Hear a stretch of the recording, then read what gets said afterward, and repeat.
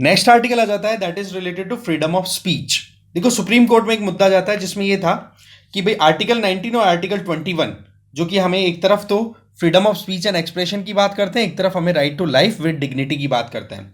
तो ये दोनों अधिकार क्या स्टेट के अगेंस्ट में ही है या कोई इंडिविजुअल के अगेंस्ट में नहीं हो सकता, कोई प्राइवेट एंटिटी के खिलाफ में? तो सुप्रीम कोर्ट ने अपनी एक रूलिंग दी है जिसमें कहा कि आर्टिकल 19 और 21 नो डाउट एक स्टेट दैट मीन्स गवर्नमेंट कहीं ना कहीं इनमें लोगों के जो अधिकार हैं उनको ब्रीच करने की कोशिश नहीं करेगा। स्टेट इवन कंड्यूसिव एनवायरनमेंट देगा जिसके चलते लोग अपनी freedom of speech and expression को एक्सरसाइज कर सकें, plus right to life with dignity continue कर सकें। बट यहां पर क्या बात आ गई कि ये केवल स्टेट के अगेंस्ट या स्टेट की कोई इंस्ट्रूमेंटेलिटीज हैं या स्टेट के कोई आप कह सकते हो ऑफिस हैं या फिर स्टेट के रिप्रेजेंटेटिव हैं उनके खिलाफ में नहीं है ये चीज, ये कहीं ना कहीं एक इंडिविजुअल प्राइवेट पर्सन के खिलाफ में भी है। इसका एक छोटा सा हम पॉइंट उठाते हैं, वो ये कि अगर एक इंडिविजुअल पेशेंट है, ठीक है, और वो जाकर के एक हॉस्पिटल में एडमिट होता है और जब उनकी पूरी मेडिकल रिपोर्ट चेक की गई तो पता पड़ा कि वो बीमारी अपने आप में बड़ी यूनिक थी, इसके बारे में लोगों को नहीं पता है। अब यहां पर सवाल क्या आ जाता है कि उस पेशेंट से रिलेटेड जो उसकी मेडिकल रिपोर्ट है वो रिपोर्ट क्या डॉक्टर्स अपनी freedom of speech and expression का यूज करते हुए लोगों को बता सकते हैं कि हाँ भाई XYZ फला फला पेशेंट हमारे पास में आया या फिर हमें एक इस तरीके की बीमारी का पता पड़ा? एटलीस्ट उस पर्टिकुलर पेशेंट से पहले कंसेंट लेनी होगी, उनकी उसके फैमिली मेंबर से कंसेंट लेनी होगी, फिर उसके बाद में आप freedom of speech and expression use कर सकते हो। तो कहने का मतलब क्या हुआ कि नो डाउट सरकार की पॉलिसी, सरकार के जो कुछ भी एक्शंस हैं उनको क्रिटिसाइज करना, उनके बारे में आप अपना ओपिनियन दो, उसके तहत उसके लिए आपको आर्टिकल 19 में फंडामेंटल राइट मिला हुआ है freedom of speech and expression का।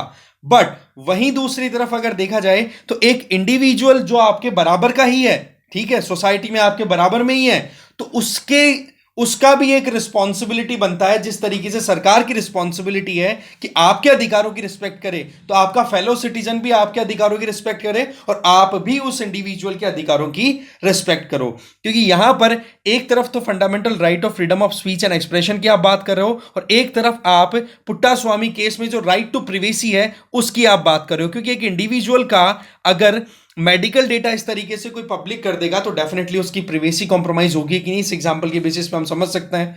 तो यहां पर सुप्रीम कोर्ट ने यह कह दिया कि ये जो अधिकार है ना ये स्टेट के अगेंस्ट ही नहीं है, ये इंडिविजुअल्स के अगेंस्ट भी है। अब यहां पर हमें थोड़ा सा डीप डाइव करना पड़ेगा चीजों को समझने के लिए। देखो अधिकार होते हैं ना, राइट्स, वो दो तरीकों से हम डिवाइड कर सकते हैं।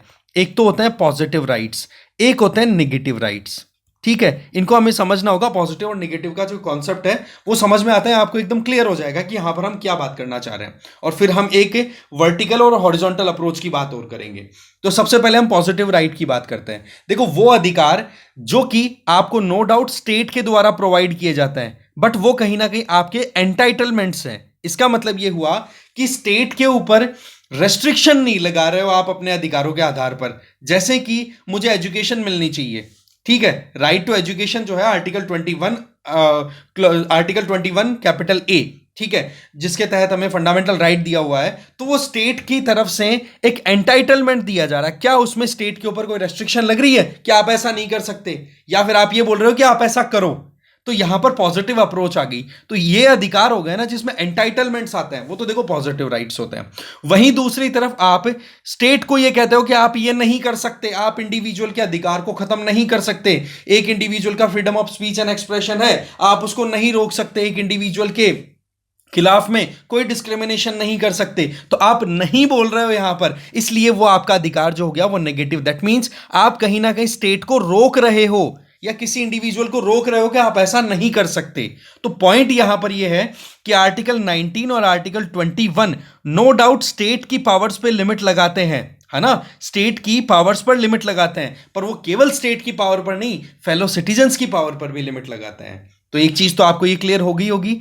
दूसरी बात हम बात करें कि इस जजमेंट में ये जो सुप्रीम कोर्ट का वर्डिक्ट आया है जिसमें आर्टिकल 1921 के बारे में ये बात कही गई, तो उसमें एक चीज और क्लियर कर दी सुप्रीम कोर्ट ने कि देखो बात ऐसी है कि आर्टिकल 19 में ही आर्टिकल 19 क्लॉज 2 आपको रीजनेबल रेस्ट्रिक्शंस की बात भी करता है कि एक इंडिविजुअल की जो फ्रीडम है ठीक है, उसको अगर freedom of speech and expression है, उसको अगर आप कंटेन करना चाहते हो या उस पर रेस्ट्रिक्शन लगाना चाहते हो तो आप उन्हीं ग्राउंड्स के ऊपर रेस्ट्रिक्शन लगा सकते हो जो कि आपको आर्टिकल 19 क्लॉज 2 के तहत मिली हुई है। जैसे कि आप सिक्योरिटी थ्रेट की बात कर लो, इंडिया की सॉवरेनिटी इंटीग्रिटी के लिए कोई थ्रेट आ रहा हो, या फ्रेंडली रिलेशन जिन कंट्रीज के साथ हमारे हैं उनके उनसे हमारा कुछ खतरा बन रहा हो, जिस तरीके से कोई लोग अगर अपनी बात को एक्सप्रेस करना चाहते हैं हमारे यहाँ पे। तो कुल मिलाकर के देखा जाए तो सुप्रीम कोर्ट ने एक बैलेंस बनाने की कोशिश की है, बट यस इसमें एक हॉरिजॉन्टल ड्रॉ किया है। वो हॉरिजॉन्टल ड्रॉ क्या है कि भाई ये जो रेस्ट्रिक्शंस या फिर जो भी आर्टिकल के हमारे फंडामेंटल राइट्स मिले हैं, ये केवल स्टेट के अगेंस्ट में ही नहीं है, ये इंडिविजुअल्स के अगेंस्ट में भी मिले हुए हैं। क्योंकि एक इंडिविजुअल का अधिकार तब तक ही अधिकार बना रहता है जब तक दूसरे लोग उस अधिकार को अधिकार समझें। यहां पर आप समझिए इस बात को कि वर्टिकल एप्लीकेशन जो होती है अधिकारों की, उसमें तो सिंपल सा है कि एक इंडिविजुअल, चाहे आप अपने आप को मान लो चाहे मैं मानूं, इंडिविजुअल का मतलब सिटीजन, यहां पे हम बात कर रहे हैं इंडियन सिटीजन की, ठीक है, और साथ अगेंस्ट में आपके कौन आ गया, स्टेट। मतलब सरकार और इंडिविजुअल के बीच की रिलेशनशिप को अगर देखें तो वो वर्टिकल है। बट वहीं पर आप एक और ड्रॉ करते हुए फेलो सिटीजन्स के साथ में आपकी रिलेशनशिप को फाइंड आउट करते हो, तो कहने का मतलब आप एक लेवल से स्टेट से इंडिविजुअल को कनेक्ट कर रहे हो, बट आप इंडिविजुअल को इंडिविजुअल से भी कनेक्ट कर रहे हो, जहां पर स्टेट को और एक दूसरे इंडिविजुअल को मोर और लेस आप एक लेवल पे लेके आ रहे हो कि हाँ जी मेरे अधिकार हैं, मेरे अधिकारों को ना तो स्टेट रोकेगा ना कोई और। बट यस अगर रोकने का अधिकार है तो कॉन्स्टिट्यूशन में, अगर हम fundamental right of freedom of speech and expression की बात करें तो कॉन्स्टिट्यूशन में आर्टिकल 19 क्लॉज 2 जो अलाउ करता है वो ही वहां पर रेस्ट्रिक्शंस लगा सकता है। आई होप आपको ये चीज समझ में आई होगी। अब आर्टिकल 19 क्लॉज 1 क्या कहता है, वो देखो आपको अधिकार देता है ये, ठीक है, जिसमें आप स्पीच एंड एक्सप्रेशन की बात कर लेते हो, आप पीसफुली गैदरिंग की बात कर लेते हो, आप अपनी यूनियन बना सकते हो, एसोसिएशन ग्रुपिंग बना सकते हो, आप आराम से पूरी देश के अंदर पूरी टेरिटरी में इजीली घूम सकते हो, आप कहीं पर भी रिजाइड कर सकते हो, सेटल कर सकते हो। डिपेंड करता है उस पर्टिकुलर एरिया में कोई स्पेसिफिक रूल लॉ तो नहीं है, जैसे कि शेड्यूल 6 में अगर कोई मेंशन्ड एरिया है तो वहां पर जाकर के आप अगर घर बनाने की कोशिश करोगे तो आपका अलाउ नहीं किया जाएगा क्योंकि वो ट्राइबल एरिया आ गया, ठीक है। या शेड्यूल 5 की हम बात कर ले जो शेड्यूल्ड एरिया के तौर पे आ जाता है। और जो इसके अलावा आप कहीं पर भी जाकर के अपना बिजनेस है वो रन करा सकते हो, but as per the circumstances and reasonable restriction. अब रीजनेबल रेस्ट्रिक्शन किस बेसिस पे है मैं आपको ऑलरेडी बता चुका हूं कि कहीं पर भी आपके एक्शन दूसरों के लिए खतरे नहीं होने चाहिए। ओ जी सीधी बात है कि मुझे म्यूजिक सुनना है लाउड और टाइम हो रहा है रात का 2 बजे, अब आप ये बताओ मैं बड़ा लाउड स्पीकर बजाऊं या कान में ईयरबड्स या फिर ईयरफोन लगा करके सुन लूं। तो आप खुद समझ सकते हैं कि कहीं ना कहीं दूसरे के अधिकारों को भी आपको समझ के चलना है। तो यही बात यहां पर बोल दी सुप्रीम कोर्ट ने कि जी आर्टिकल 21 के तहत जो राइट टू प्रिवेसी है, जिसको पुट्टा स्वामी केस के तहत फंडामेंटल राइट आर्टिकल 21 का ही पार्ट बताया, उसी चीज को रीट्रेट किया गया है कि भैया यहां पर आप एक इंडिविजुअल की प्रिवेसी को कॉम्प्रोमाइज नहीं करोगे। और दूसरा, प्रिवेसी को कॉम्प्रोमाइज करने में अगर कहीं पर स्टेट एक्ट गड़बड़ी में पाया गया तो चलो ठीक है, सरकार की रिस्पॉन्सिबिलिटी, तो आपने फंडामेंटल राइट के तहत रेस्ट्रिक्ट कर दिया है सरकार के एक्शंस को। बट वहीं पर दूसरा इंडिविजुअल भी अगर इस तरीके के एक्शन करता हुआ मिला जो कि प्राइवेट एंटिटी है, कोई दूसरा इंडिविजुअल जो कि सरकार से कोई लेन देन नहीं रखता, तो एग्जैक्टली उस पर भी वही लिमिटेशंस लगती हैं। आई बात समझ में? तो इस तरीके से हमें थोड़ा ध्यान रखने की जरूरत है, ठीक है। इसके अलावा हमारे कुछ फंडामेंटल राइट्स तो ऑलरेडी इस तरीके के हैं जो कि स्टेट और इंडिविजुअल्स के ऊपर ऐसे कैसे एप्लीकेबल है, रेस्ट्रिक्शन लगाते हैं। जैसे राइट अगेंस्ट अनटचेबिलिटी, आर्टिकल 17 क्या कहता है कि भाई स्टेट है वो भी अनटचेबिलिटी को रोकेगा और कोई दूसरा इंडिविजुअल अनटचेबिलिटी करता हुआ मिला तो पनिशमेंट दी जाएगी। इस तरीके के प्रोविजन हम देख सकते हैं। इसके अलावा ट्रैफिकिंग, आप खरीद फरोख्त नहीं कर सकते हो, इंसानों की लेन देन नहीं कर सकते हो। बॉन्डेड लेबर, जिसमें बंधुआ मजदूरी की, हाँ जी तेरे पिताजी ने कर्जा लिया था, आकर के काम करके जा, पैसा नहीं मिलेगा तेरे को, कर्जा उतर जाएगा, उस दिन हम तेरे को फ्री कर देंगे, बस काम करता जा हमारे। तो ये चीजें कहीं ना कहीं ह्यूमन एक्सप्लॉइटेशन वाली है। तो ये हमारे अधिकार बनते हैं कि स्टेट पर भी रेस्ट्रिक्शन बने और दूसरे इंडिविजुअल पर भी जो हमारा एक्सप्लॉइटेशन कर सकते हैं। क्योंकि अल्टीमेटली एक डेमोक्रेसी की बात की जाए ना, एक कॉन्स्टिट्यूशनल डेमोक्रेसी की, तो देखो स्टेट की लिमिटेशन की तो बात होती है, स्टेट की पावर्स पे तो लिमिटेशन लगती है और उसकी गारंटी कहीं ना कहीं कॉन्स्टिट्यूशन में मिलती है। तो स्टेट ही नहीं, फेलो सिटीजन भी हमारे लिए खतरनाक साबित हो सकते हैं। यही बात सुप्रीम कोर्ट ने यहां पर कह दी। आई बात समझ में? चलते हैं आगे। नेक्स्ट आर्टिकल है again free speech of public functionaries. यहां पर पब्लिक फंक्शनरीज की बात आ रही है। इसका मतलब कोई इंडिविजुअल जो पब्लिक फिगर है, हो सकता है वो कोई मिनिस्टर हो सकता है वो XYZ किसी गवर्नमेंट जॉब में हो, ठीक है। तो उन इंडिविजुअल के द्वारा जो कुछ भी स्टेटमेंट्स दिए जाते हैं, ठीक है, जो कुछ भी उनके द्वारा पब्लिक में कुछ बोला जाता है, तो उसके लिए किसकी जिम्मेदारी होगी, क्या होगी, उससे संबंधित ये मामला है।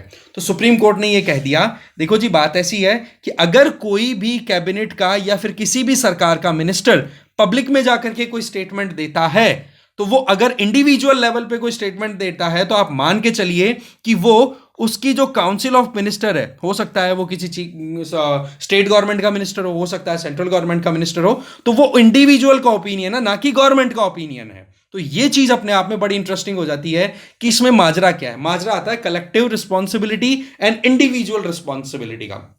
देखो पहले तो केस कंटेक्स्ट समझो। कंटेक्स्ट कुछ ऐसा है कि 2016 में यूपी में एक रेप केस हाईलाइट होता है, ठीक है। उस रेप केस को लेकर के उस टाइम की यूपी की सरकार चल रही थी, समाजवादी पार्टी सरकार, ठीक है। अखिलेश यादव उस टाइम पे चीफ मिनिस्टर हुआ करते थे।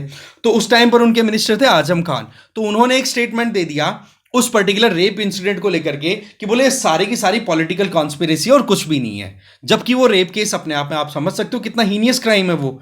तो इस बात को लेकर के फिर बाद में कोर्ट में जब बातचीत हुई, तो कोर्ट ने कहा कि पहले तो अपॉलॉजी सबमिट करो कि भाई आपने जो कहा है वो बिल्कुल गलत है। इस तरीके की बात एक कहते हैं ना पब्लिक लीडर के मुंह से शोभा नहीं देती है। आप अपनी बात को पहले अपोलोजाइज करो कि हाँ मैंने ये गलती कर दी। फिर ये क्लैरिटी लेकर के आने की जरूरत थी कि क्या गवर्नमेंट का भी स्टैंड ही कुछ ऐसा है।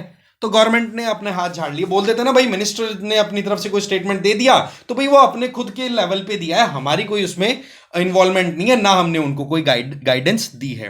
तो यहां पर पॉइंट क्या आता है कि अगर सरकार का जो यूपी की सरकार की हम बात करें, अगर उनका इन्वॉल्वमेंट यहां पर देखा जाता ना, तो आप मान के चलो वहां पर कलेक्टिव रिस्पॉन्सिबिलिटी वाला मामला आ जाता, वहां पर चीफ मिनिस्टर और बाकी मिनिस्टर्स भी इसमें आ जाते। बट यहां पर इन्होंने अपने स्टेटमेंट जो दिए वो कहीं ना कहीं इंडिविजुअल लेवल पे ही दिए है। दैट मीन्स वो हो सकता है कि गवर्नमेंट ऑफिस में काम करते टाइम पर इंडिविजुअल लेवल पे दे, या फिर हो सकता है कि पर्सनल अपना ओपिनियन दे, तो वो एक अलग बात होती है। बट यहां पर हमारे लिए इंपॉर्टेंट हो जाता है कलेक्टिव रिस्पॉन्सिबिलिटी को समझना, क्योंकि ऐसा कहा जाता है कि पार्लियामेंट्री सिस्टम जो होता है डेमोक्रेसी में, जिसमें जो एग्जीक्यूटिव्स हैं वो रिस्पॉन्सिबल होते हैं आपकी लेजिस्लेचर के लिए, वो तैरते भी एक साथ हैं और डूबते भी एक साथ हैं, और इसी कॉन्सेप्ट को बोलते हैं कलेक्टिव रिस्पॉन्सिबिलिटी। ध्यान रखें, कई बार यूपीएससी ये क्वेश्चन पूछ चुकी है कि पार्लियामेंट्री सिस्टम ऑफ डेमोक्रेसी में सबसे इंपॉर्टेंट प्रिंसिपल क्या होता है। वो प्रिंसिपल यही है कि एग्जीक्यूटिव्स है ना, वो लेजिस्लेचर के लिए रिस्पॉन्सिबल होते हैं, उनको जवाब देने के लिए उनकी ड्यूटीज होती है कि हाँ जी जवाब दिया जाए। कैसे? जैसे हम लोकसभा की बात करें तो लोकसभा में जिसके पास में मेजोरिटी होती है वही तो सरकार बनाता है। अब सरकार बनाने वाले इंडिविजुअल कौन है? पहले एमपी बनेंगे, फिर उसके बाद में वो प्राइम मिनिस्टर और मिनिस्टर बनेंगे। तो ऐसे में वो फिर लोकसभा की मीटिंग्स होंगी उनमें पार्टिसिपेट करेंगे कि नहीं, राज्यसभा की मीटिंग में भी उनको पार्टिसिपेट करना पड़ेगा कि नहीं, और वहां पर ऑपोजिशन वाले फिर उनसे सवाल जवाब करेंगे और उनको जवाब देना पड़ेगा। तो यही तो यहां पर रिस्पॉन्सिबिलिटी फिक्स करने का काम हो गया। इससे बेनिफिट क्या होता है कि एग्जीक्यूटिव है ना, वो आपके डिक्टेटर नहीं बन पाते, एग्जीक्यूटिव मनमानी नहीं कर पाते। यहां पर हर बार आपको सेशन आएगा, सेशन में आपको पार्लियामेंट में बैठ करके जवाब देना पड़ेगा। यूपी की बात करें तो सीधी बात है, वहां पर भी विधानसभा के मेंबर्स जो होते हैं एमएलए, वही तो चीफ मिनिस्टर और मिनिस्टर बनते हैं। आजम खान भी उस टाइम पे क्या थे? पहले एमएलए, फिर उसके बाद में मिनिस्टर, उसके बाद में फिर जब कोई भी काम इनके द्वारा किया जाता है तो इनको जवाब देना पड़ता है, हाउस में सवाल पूछे जाते हैं। बट यहां पर जो कलेक्टिव रिस्पॉन्सिबिलिटी वाला कॉन्सेप्ट है, ये मोर और लेस पॉलिटिकल कॉन्सेप्ट है। कैसे? हम बात कर रहे हैं पॉलिटिकल स्टैब्लिशमेंट, पॉलिटिकल सिस्टम की। अगर हम हमारे कॉन्स्टिट्यूशन की बात करें ना, और यूनियन गवर्नमेंट या सेंट्रल लेवल की हम बात करें, तो आर्टिकल 75 के तहत ये चीजें साफ साफ मेंशन्ड है कि भाई एक काउंसिल ऑफ मिनिस्टर होगी जिसका लीडर होगा प्राइम मिनिस्टर, ओके, और ये लोग कलेक्टिवली रिस्पॉन्सिबल होंगे लोकसभा के लिए। अब आपने एक चीज नोटिस की होगी कि मैंने लोकसभा और विधानसभा का नाम लिया है, ना तो राज्यसभा का नाम लिया यहां पर रिस्पॉन्सिबिलिटी के लिए, ना विधान परिषद का। क्यों नहीं लिया? क्योंकि हमारे द्वारा डायरेक्टली इलेक्टेड इंडिविजुअल्स तो लोकसभा में बैठते हैं सेंट्रल लेवल पे, और विधानसभा में बैठते हैं कहां पर? स्टेट लेवल पे। तो यहां पर हम बात कर रहे हैं डायरेक्ट रिस्पॉन्सिबिलिटी इंश्योर करने की, तो इसलिए वहां पर लोकसभा की रेलेवेंस ज्यादा बनती है, राइट? तो ऐसे में जब कभी भी कोई भी एक्शन अगर सरकार के द्वारा लिया जाता है, सरकार का मतलब मैं यहां पर council of minister led by prime minister की बात कर रहा हूं, तो उसके लिए जितने भी मिनिस्टर्स होंगे वो हमेशा उस पॉलिसी को, उस पर्टिकुलर एक्शन को डिफेंड करेंगे। अगर किसी के द्वारा मान लो कि यहां पर ये स्टेटमेंट मान लो इस 2016 का जो रेप केस का इश्यू आया था, इसमें council of minister led by chief minister Akhilesh Yadav अगर वो कुछ स्टेटमेंट देते, आजम खां कुछ और बात बोल देते कि भाई मैं तो बिल्कुल भी विश्वास नहीं करता कि अखिलेश यादव जी की लीडरशिप में काउंसिल ऑफ मिनिस्टर ने या मंत्रिपरिषद ने कुछ कह दिया तो मेरा कोई लेन देन नहीं है, तो वहां पर आजम खान को रिजाइन करना पड़ता मिनिस्ट्री से। कारण कि एक साथ रहना है, चाहे तुम कितना ही नाराज रहो कि अखिलेश यादव जी के द्वारा कोई स्टेटमेंट दिया गया है या फिर कैबिनेट के द्वारा कोई डिसीजन लिया गया है सेंट्रल लेवल में और मिनिस्टर जो है वो राजी नहीं है, तो भाई राजी नहीं हो तो पब्लिक में जाकर के आप ऐसे नहीं बोलोगे कि मैं इस पर्टिकुलर पॉलिसी से एग्री नहीं करता। आप राजी हो या बेराजी हो, आपको यस ही करना है जो फाइनल डिसीजन कैबिनेट या फिर जो काउंसिल ऑफ मिनिस्टर के द्वारा ले लिया जाता है। अब आप हमेशा ध्यान रखना कि जब कभी भी गवर्नमेंट्स काम करती हैं तो उनमें जो इंपॉर्टेंट लीडर्स का ग्रुप होता है जिसको हम कैबिनेट बोलते हैं, ठीक है, तो कैबिनेट के द्वारा डिसीजन जो मोर और लेस लिया जाता है ना, वो बाकी बचे हुए जो मिनिस्टर्स हैं जो पूरी काउंसिल ऑफ मिनिस्टर कॉन्स्टिट्यूट करते हैं उनको मानना होता है। आप देखोगे कि हमारे कॉन्स्टिट्यूशन के ड्राफ्ट कमेटी के chairman doctor B R Ambedkar, उनको भी रिजाइन करना पड़ा था अपनी लॉ मिनिस्ट्री से जब हिंदू कोड बिल की बात आई थी 1953 में। उस टाइम पर उन्होंने कहा कि बोले ये बिल जो है ये कहीं ना कहीं डिस्क्रिमिनेटरी है, मैं बिल्कुल भी इसको सपोर्ट नहीं करता। अब ये बात अगर उन्होंने केवल इंटरनल मीटिंग्स में कही होती, जैसे कैबिनेट की या काउंसिल ऑफ मिनिस्टर्स की जो मीटिंग हुई उसमें कही होती, तब तक तो ठीक था, पर उन्होंने पब्लिक में आकर के भी ओपनली ये बोल दिया कि मैं बिल्कुल भी सपोर्ट में नहीं हूं, तो ऐसे में फिर बी आर अंबेडकर जी को अपनी मिनिस्ट्री छोड़नी पड़ी थी, रिजाइन करना पड़ा था। वो एक बात अलग है कि वो अपनी बात पर एकदम एडामेंट थे और उनके भी आर्ग्यूमेंट्स अपनी जगह बहुत इंपॉर्टेंट थे। सो द पॉइंट इज कि कलेक्टिव रिस्पॉन्सिबिलिटी में कहीं ना कहीं काउंसिल ऑफ मिनिस्टर पूरी आ जाती है। इसका एक और तरीका होता है कि कलेक्टिव रिस्पॉन्सिबिलिटी कैसे इंश्योर होती है। अगर ध्यान से समझना, अगर लोकसभा में या फिर विधानसभा में जो सरकार के मेंबर्स है ना, जिनको हम मिनिस्टर बोलते हैं, एक्चुअल में गवर्नमेंट कौन होता है? गवर्नमेंट अगर हम पॉलिटिकल एस्पेक्ट में देखें ना तो ये वो लोग होते हैं जो कि सरकार में मिनिस्टर बने रहते हैं, चाहे प्राइम मिनिस्टर बने या कोई और लेवल के मिनिस्टर बने, वही गवर्नमेंट होते हैं। बाकी बचे हुए लोग कौन होते हैं? Private members. अब अगर सरकार के अंदर किसी भी इंडिविजुअल के खिलाफ जो कि मिनिस्टर है या फिर पूरी काउंसिल ऑफ मिनिस्टर के खिलाफ अगर नो कॉन्फिडेंस मोशन आ गया, इसका मतलब उनकी जितनी सीटें हैं वो साबित नहीं हो पा रही हैं, तो ऐसी परिस्थितियों में उनको रिजाइन करना पड़ेगा, सरकार गिर जाएगी। ठीक है, तो यहां पर भी क्या हुआ कि एक मिनिस्टर के खिलाफ आओ या पूरी काउंसिल ऑफ मिनिस्टर के खिलाफ आओ, अगर नो कॉन्फिडेंस मोशन आ गया तो भैया रिजाइन कर दो। राइट, चलो आगे। फिर इस बात में एक तरीके की हेट स्पीच की भावना भी दिखाई दी। ठीक है, इस बात को लेकर के कि भाई इस तरीके से आप गलत स्टेटमेंट दे देते हो, और कई बार आपको पता है कि जाने अनजाने में कुछ ऐसे स्टेटमेंट्स निकल जाते हैं पब्लिक फंक्शनरीज के द्वारा जो कि हो सकता है आसपास का माहौल बिल्कुल गर्मा गर्मी वाला कर दे। तो ऐसी परिस्थितियों में क्या हो जाता है कि सुप्रीम कोर्ट के द्वारा अपना ओपिनियन हेट स्पीच के ऊपर ऑलरेडी दिया हुआ है। ठीक है, कि आप माहौल बिगाड़ने की कोशिश कर रहे हो, तो इस हेट स्पीच की डेफिनेशन आपको ध्यान रख लेनी है, कई बार आपको मेंस में हेल्प कर सकता है ये। वैसे हेट स्पीच मतलब कोई भी ऐसा स्टेटमेंट जिसके द्वारा आप सोसाइटी में कहीं पर भी हेट क्रिएट कर सकते हो, प्रॉब्लम क्रिएट कर सकते हो। और वैसे देखा जाए तो लॉ कमीशन ने हेट स्पीच को साफ साफ किया है कि आप ethnicity, gender, sexual orientation, religious belief और किसी भी और इस तरीके के रेशियल इशू को लेकर के कोई ऐसा स्टेटमेंट आपने दे दिया जो कहीं ना कहीं हमारे समाज में एक कहता ना कि हेटरेड बढ़ाने का काम कर दे, तो वो हेट स्पीच की कंसिडरेशन में आ जाएगा। क्या हमारे यहां पर कोई लीगल फ्रेमवर्क है? नो। क्या हमारे यहां पर इस तरीके की एक्टिविटीज को रोकने के लिए कोई प्रोविजन है? बिल्कुल। आईपीसी का सेक्शन 295 ये कहता है कि कोई जानबूझ करके किसी भी रिलीजन के बिलीफ्स को अगर छेड़ने की कोशिश करे, उनमें पोक करने की कोशिश करे, तो उनके खिलाफ में कार्रवाई की जाए। और अगर कोई दो सेक्ट्स के बीच में, दो ग्रुप्स के बीच में एनिमिटी या दुश्मनी बढ़ाने के लिए स्टेटमेंट देता है तो उसके खिलाफ में भी कार्रवाई की जाएगी आईपीसी सेक्शन 153A के तहत। तो कुल मिलाकर के इस तरीके के स्पीचेस को लेकर के एक इंडिविजुअल का क्या रोल हो सकता है। No doubt freedom of speech and expression है कि हाँ जी मैंने बोल दिया मेरे हिसाब से, बट बोलूंगा तो सोच समझ के ना। बट यहां पर पॉलिटिकल एस्पेक्ट क्या था कि वो मिनिस्टर थे, इसलिए ये बात जरूरी थी क्लियर करना कि वो कलेक्टिव रिस्पॉन्सिबिलिटी के अंडर आएगा कि नहीं आएगा जी। वो कोर्ट ने क्या कह दिया, इंडिविजुअल रिस्पॉन्सिबिलिटी है। ठीक है जी, आगे चलते हैं। नेक्स्ट इंपॉर्टेंट आर्टिकल है that is related to euthanasia. Euthanasia का मतलब होता है इच्छा मृत्यु। ये मैंने फोटो सोच समझ करके लगाई है, और ये फोटो उठाई है कहां से, एक मूवी आई थी गुजारिश, ईयर मुझे एग्जैक्टली ध्यान नहीं है, 2009 के बाद में, 2009 10 11 समथिंग, ऋतिक रोशन ऐश्वर्या राय, जिसमें ऋतिक रोशन कंप्लीटली पैरालाइज्ड होते हैं, केवल इनका जो सर है, ठीक है, इनकी जो गर्दन के ऊपर का पोर्शन है वो थोड़ा सा एक्टिव रहता है।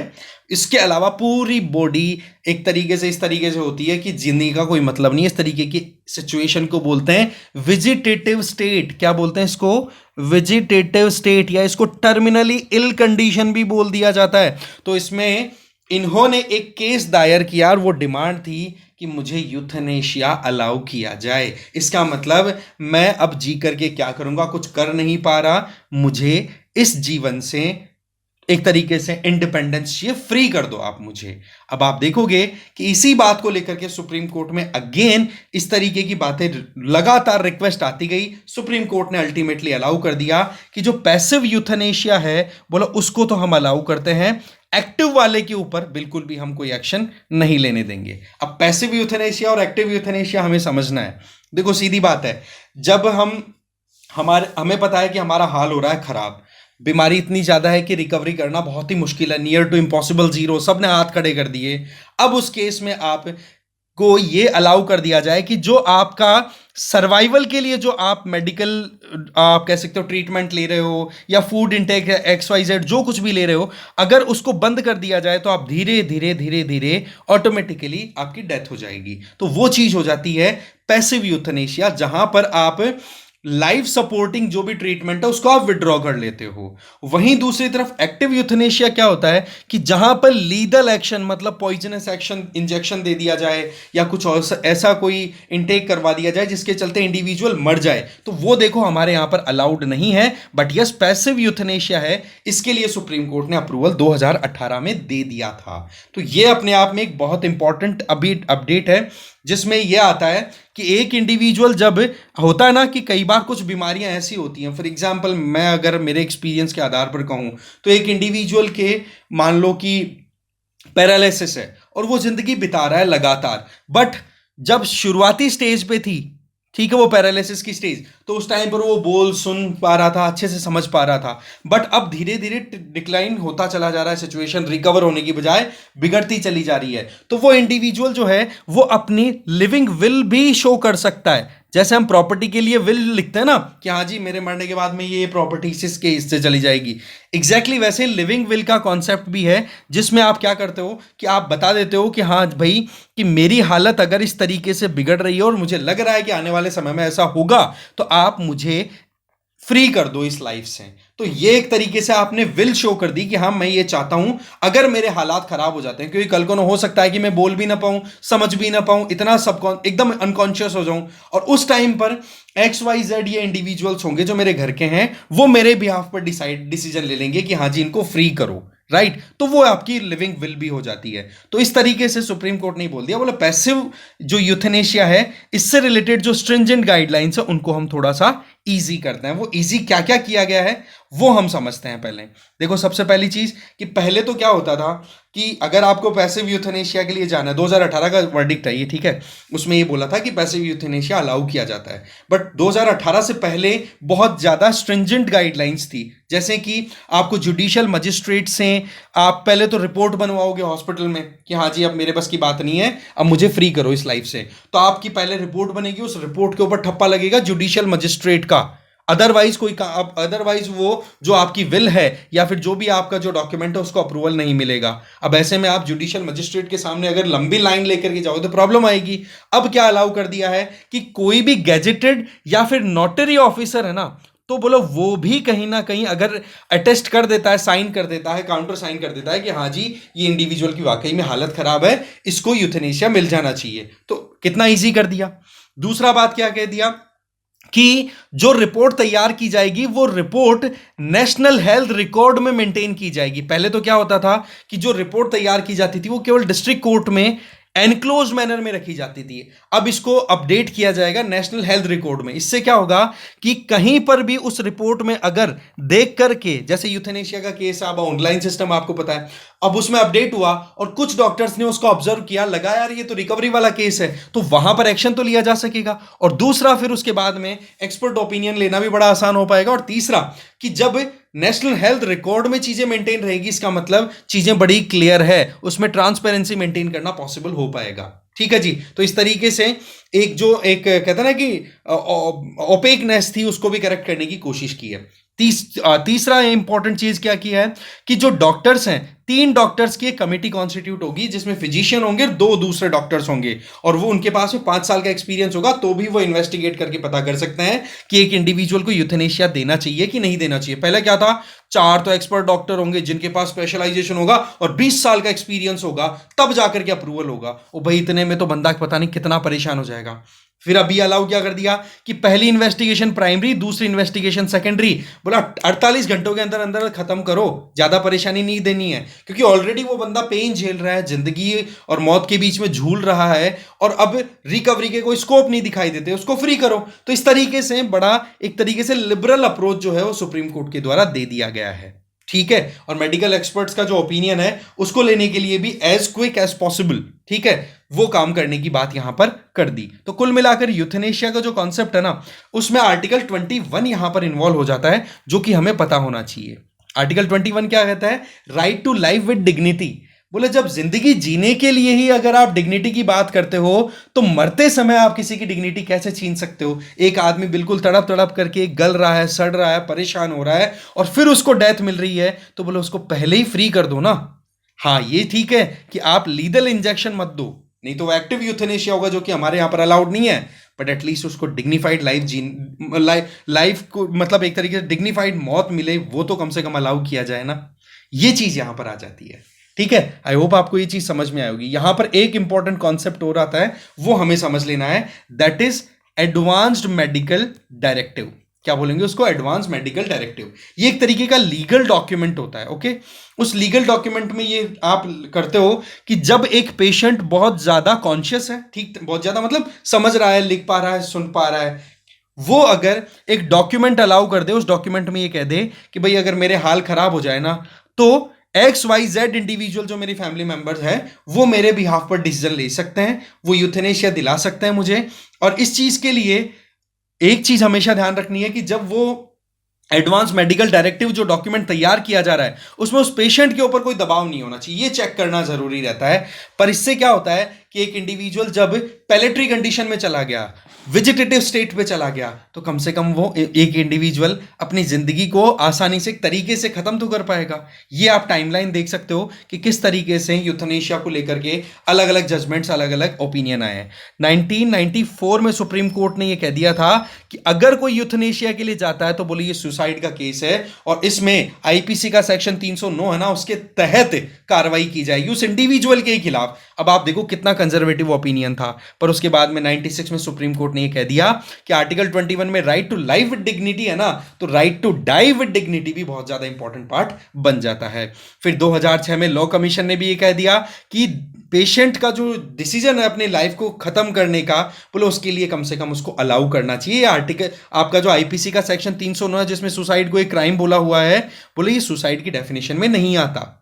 बोले कम से कम पैसिव यूथेनेशिया तो अलाउ करो। 2008 में यहां तक कह दिया था लॉ कमीशन ने। फिर सुप्रीम कोर्ट ने 2011 में अरुणा शाहबाग, ये एक नर्स थी, ठीक है, इनके साथ में 1973 में रेप केस होता है, और उसके बाद में ये वेजिटेटिव कंडीशन में जीती हैं। अब आप देखो 1973 से लेकर के और 2011 तक इनको मतलब कैसी जिंदगी जी है, एक बेड पे पड़े पड़े, इतनी लंबी जिंदगी।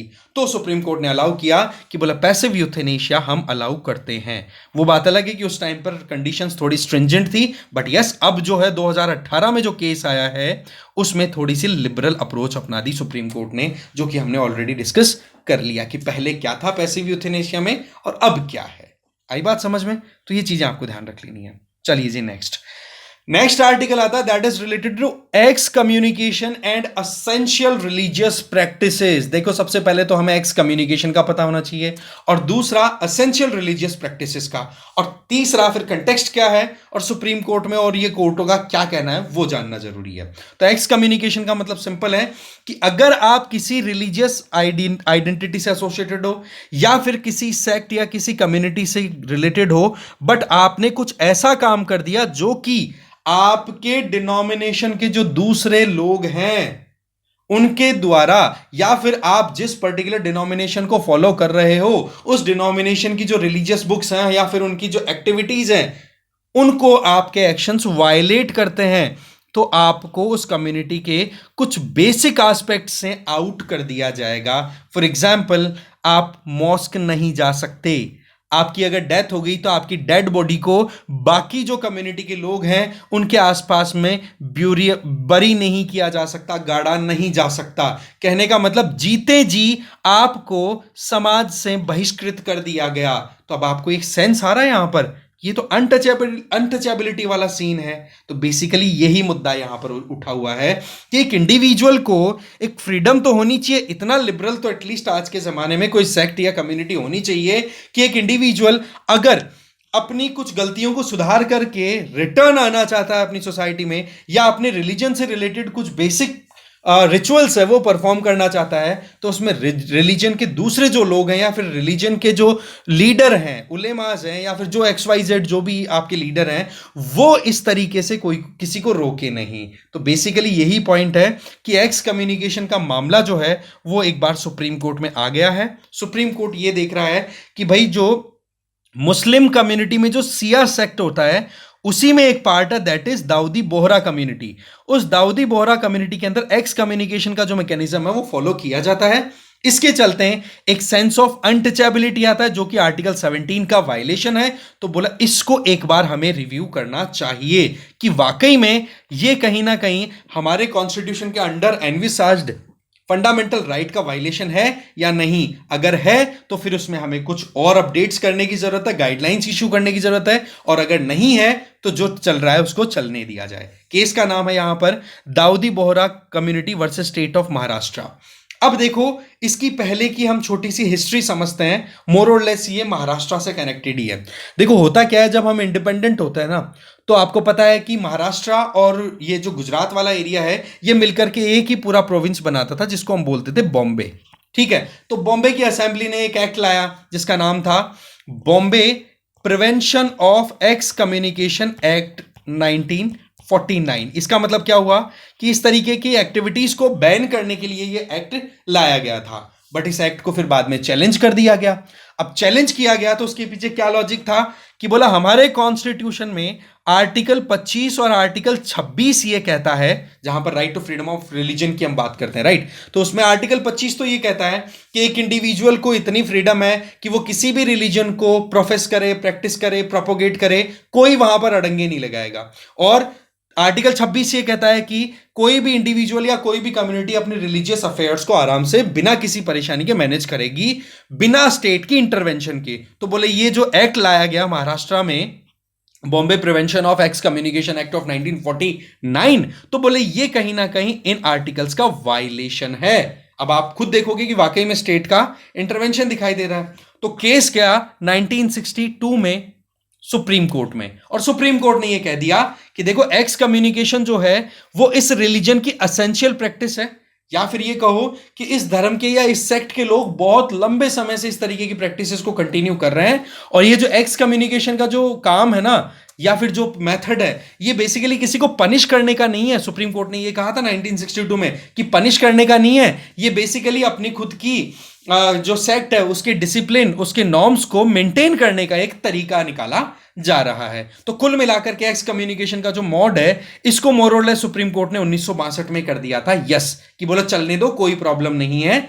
इस तरीके से जो ये बोहरा कम्युनिटी, दाऊदी बोहरा कम्युनिटी, इसने एक्स कम्युनिकेशन को कंटिन्यू रखा। बट आज आप इंडिपेंडेंस के इतने सालों बाद खड़े हो, आपको ये थोड़ा सा ऑकवर्ड फील नहीं हो रहा कि वाकई में इस तरीके की एक्टिविटीज में तो यार आप एक अनटचेबिलिटी वाला बिहेवियर लेकर के आ रहे हो कि अपने ही समाज के बंदों को इस तरीके से कह रहे हो कि भाई तू पूजा नहीं कर सकता, तू मॉस्क में नहीं आ सकता, तू वहां पे डेड बॉडी को नहीं गाड़ा जाएगा, तू तो बहिष्कृत है। तो ये तो अनटचेबिलिटी का सेंस आ गया। फिर मतलब क्या है, इस वजह से फिर बाद में 2016 में 2016 में महाराष्ट्र के अंदर एक बार फिर से एक्ट लाया गया, Maharashtra protection of people from social boycott act 2016। 2016 का एक्ट है महाराष्ट्र में कि 16 तरीके के डिफरेंट सोशल बॉयकॉट जो हैं उनको इंक्लूड किया गया और उसमें यह कहा गया कि अगर आप इस तरीके के समाज से लोगों को बहिष्कृत करते हो 16 तरीकों से, तो आपको 3 साल की सजा दी जाएगी। अब अगेन बात वही आ गया कि एक्स कम्युनिकेशन वाला मुद्दा आ गया कि आप इस तरीके से बहिष्कृति कर रहे हो वहां पे। अब मुद्दा सुप्रीम कोर्ट में, और सुप्रीम कोर्ट ने ये कह दिया भाई इस मामले को हम अच्छे से समझेंगे, देखेंगे कि 1962 में जो बात कही गई थी दाऊदी बोहरा कम्युनिटी के लिए, क्या वो सही है या नहीं। ओके, एसेंशियल रिलीजियस प्रैक्टिसेस का जो डॉक्ट्रिन है ना, वो सुप्रीम कोर्ट ने 1954 में शिरूर मठ केस में दिया था, जिसमें ये था कि किसी भी धर्म या सेक्ट में कोई भी ऐसी प्रैक्टिस जो कि बहुत ही उनके लिए बहुत ज्यादा, कहते हैं ना कि बहुत ज्यादा यूनिक है, इंपॉर्टेंट है, तो बोला वो हम कंटिन्यू करेंगे। ठीक है जी, कहने का मतलब ये है कि हाँ जी, कहीं ना कहीं 1962 में इस doctrine of essential religious practice वाला जो कॉन्सेप्ट है इसको अप्लाई किया था। तो ये ध्यान रख लेना थोड़ा सा, इसमें भी कई बार हमारे पास में कुछ इंपॉर्टेंट एस्पेक्ट क्वेश्चन में मिल सकते हैं। चले नेक्स्ट आर्टिकल आ गया, that is related to triple test formula. Triple test formula क्या है? सबसे पहली चीज तो ये जो लोकल बॉडीज होती है ना, जैसे आप पंचायती राज इंस्टीट्यूशन की बात कर लो या अर्बन लोकल बॉडीज की बात कर लो, इनमें जो इलेक्शंस होते हैं तो उनमें आपको पता है ना, अदर बैकवर्ड क्लासेस ओबीसीज के रिजर्वेशन का प्रोविजन है। ठीक है, वैसे अगर मैं एक्सप्लिसिटली मेंशन करना चाहूं तो यहां पर आप देख सकते हो आर्टिकल 243D6 ये तो अलाउ करता है पंचायती राज इंस्टीट्यूशन में आप ओबीसी को रिजर्वेशन दे सकते हो सीट्स के पॉइंट ऑफ व्यू से। और आर्टिकल 243T6 ये आपको अर्बन लोकल बॉडीज में रिजर्वेशन की बात करता है। अब पॉइंट यहां पर ये आता है कि एक तो पॉइंट ये आ गया कि अदर बैकवर्ड क्लासेस जो हैं उनका जो रिप्रेजेंटेशन है, पहले तो हमें ओबीसी का पता होना चाहिए। OBC basically educationally and socially backward caste की एक कम्युनिटी, पूरा ग्रुप बनाया हुआ है जिनको हम कहीं ना कहीं मेन स्ट्रीम में लाना चाहते हैं। तो उसके लिए हमने मंडल कमीशन के रिकमेंडेशन के आधार पर 27% रिजर्वेशन तक दे रखा है, राइट। इसके अलावा देखा जाए तो कहीं ना कहीं बैकवर्ड क्लासेस के अपलिफ्टमेंट के लिए प्रोविजंस हैं हमारे एजुकेशन और समाज में। बट पॉइंट जब बात आती है कि पंचायती राज इंस्टीट्यूशन और अर्बन लोकल बॉडीज में, तो वहां पर जो रिजर्वेशन का प्रोविजन है वो क्या कहता है। उसमें देखो एक चीज हमेशा ध्यान रखनी है कि जब हमारे कॉन्स्टिट्यूशन में अमेंडमेंट लाया गया था 73rd and 74th constitutional amendment act, तो उसमें ये दोनों आर्टिकल्स ऐड कर दिए गए थे। बट एक चीज इसमें मेंशन की थी कि अगर स्टेट लेजिस्लेचर को लगे, अगर किसी भी राज्य की विधानसभा को लगे या विधायिका को लगे, ठीक है, कि हाँ जी हमारे स्टेट में बैकवर्ड क्लासेस बहुत हैं बट उनका प्रॉपर रिप्रेजेंटेशन नहीं है हमारी पॉलिटिकल सिस्टम में, तो उनके लिए इन दोनों आर्टिकल्स के तहत रिजर्वेशन का प्रोविजन किया जा सकता है। तो करेगा कौन? State legislature.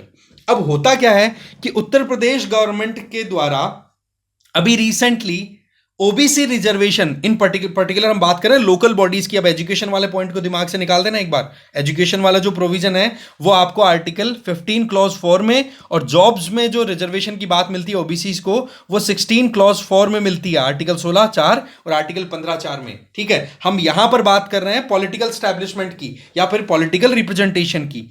तो यहां पर मुद्दा क्या आता है कि ओबीसी को रिजर्वेशन का बेनिफिट दिया जाएगा, नो डाउट, बट एक ट्रिपल टेस्ट फॉर्मूला अप्लाई होगा उसके बाद में, और उसी के तहत उत्तर प्रदेश सरकार के द्वारा ट्रिपल टेस्ट फॉर्मूला का फर्स्ट स्टेप जो है वो करने की कोशिश की गई, जिसमें क्या है कि एक कमीशन कॉन्स्टिट्यूट करना होता है, ग्रुप बनाना होता है जो ये देखेगा कि कौन कौन तो अदर बैकवर्ड क्लासेस से हैं, उनका एक्चुअल में बैकवर्डनेस का स्टेटस क्या है, और फिर उसके बाद में ये देखा जाएगा कि सीटों में जो रिजर्वेशन दिया जा रहा है वो कहीं 50% से ज्यादा तो नहीं है। अब आप इस चीज को अच्छे से समझो।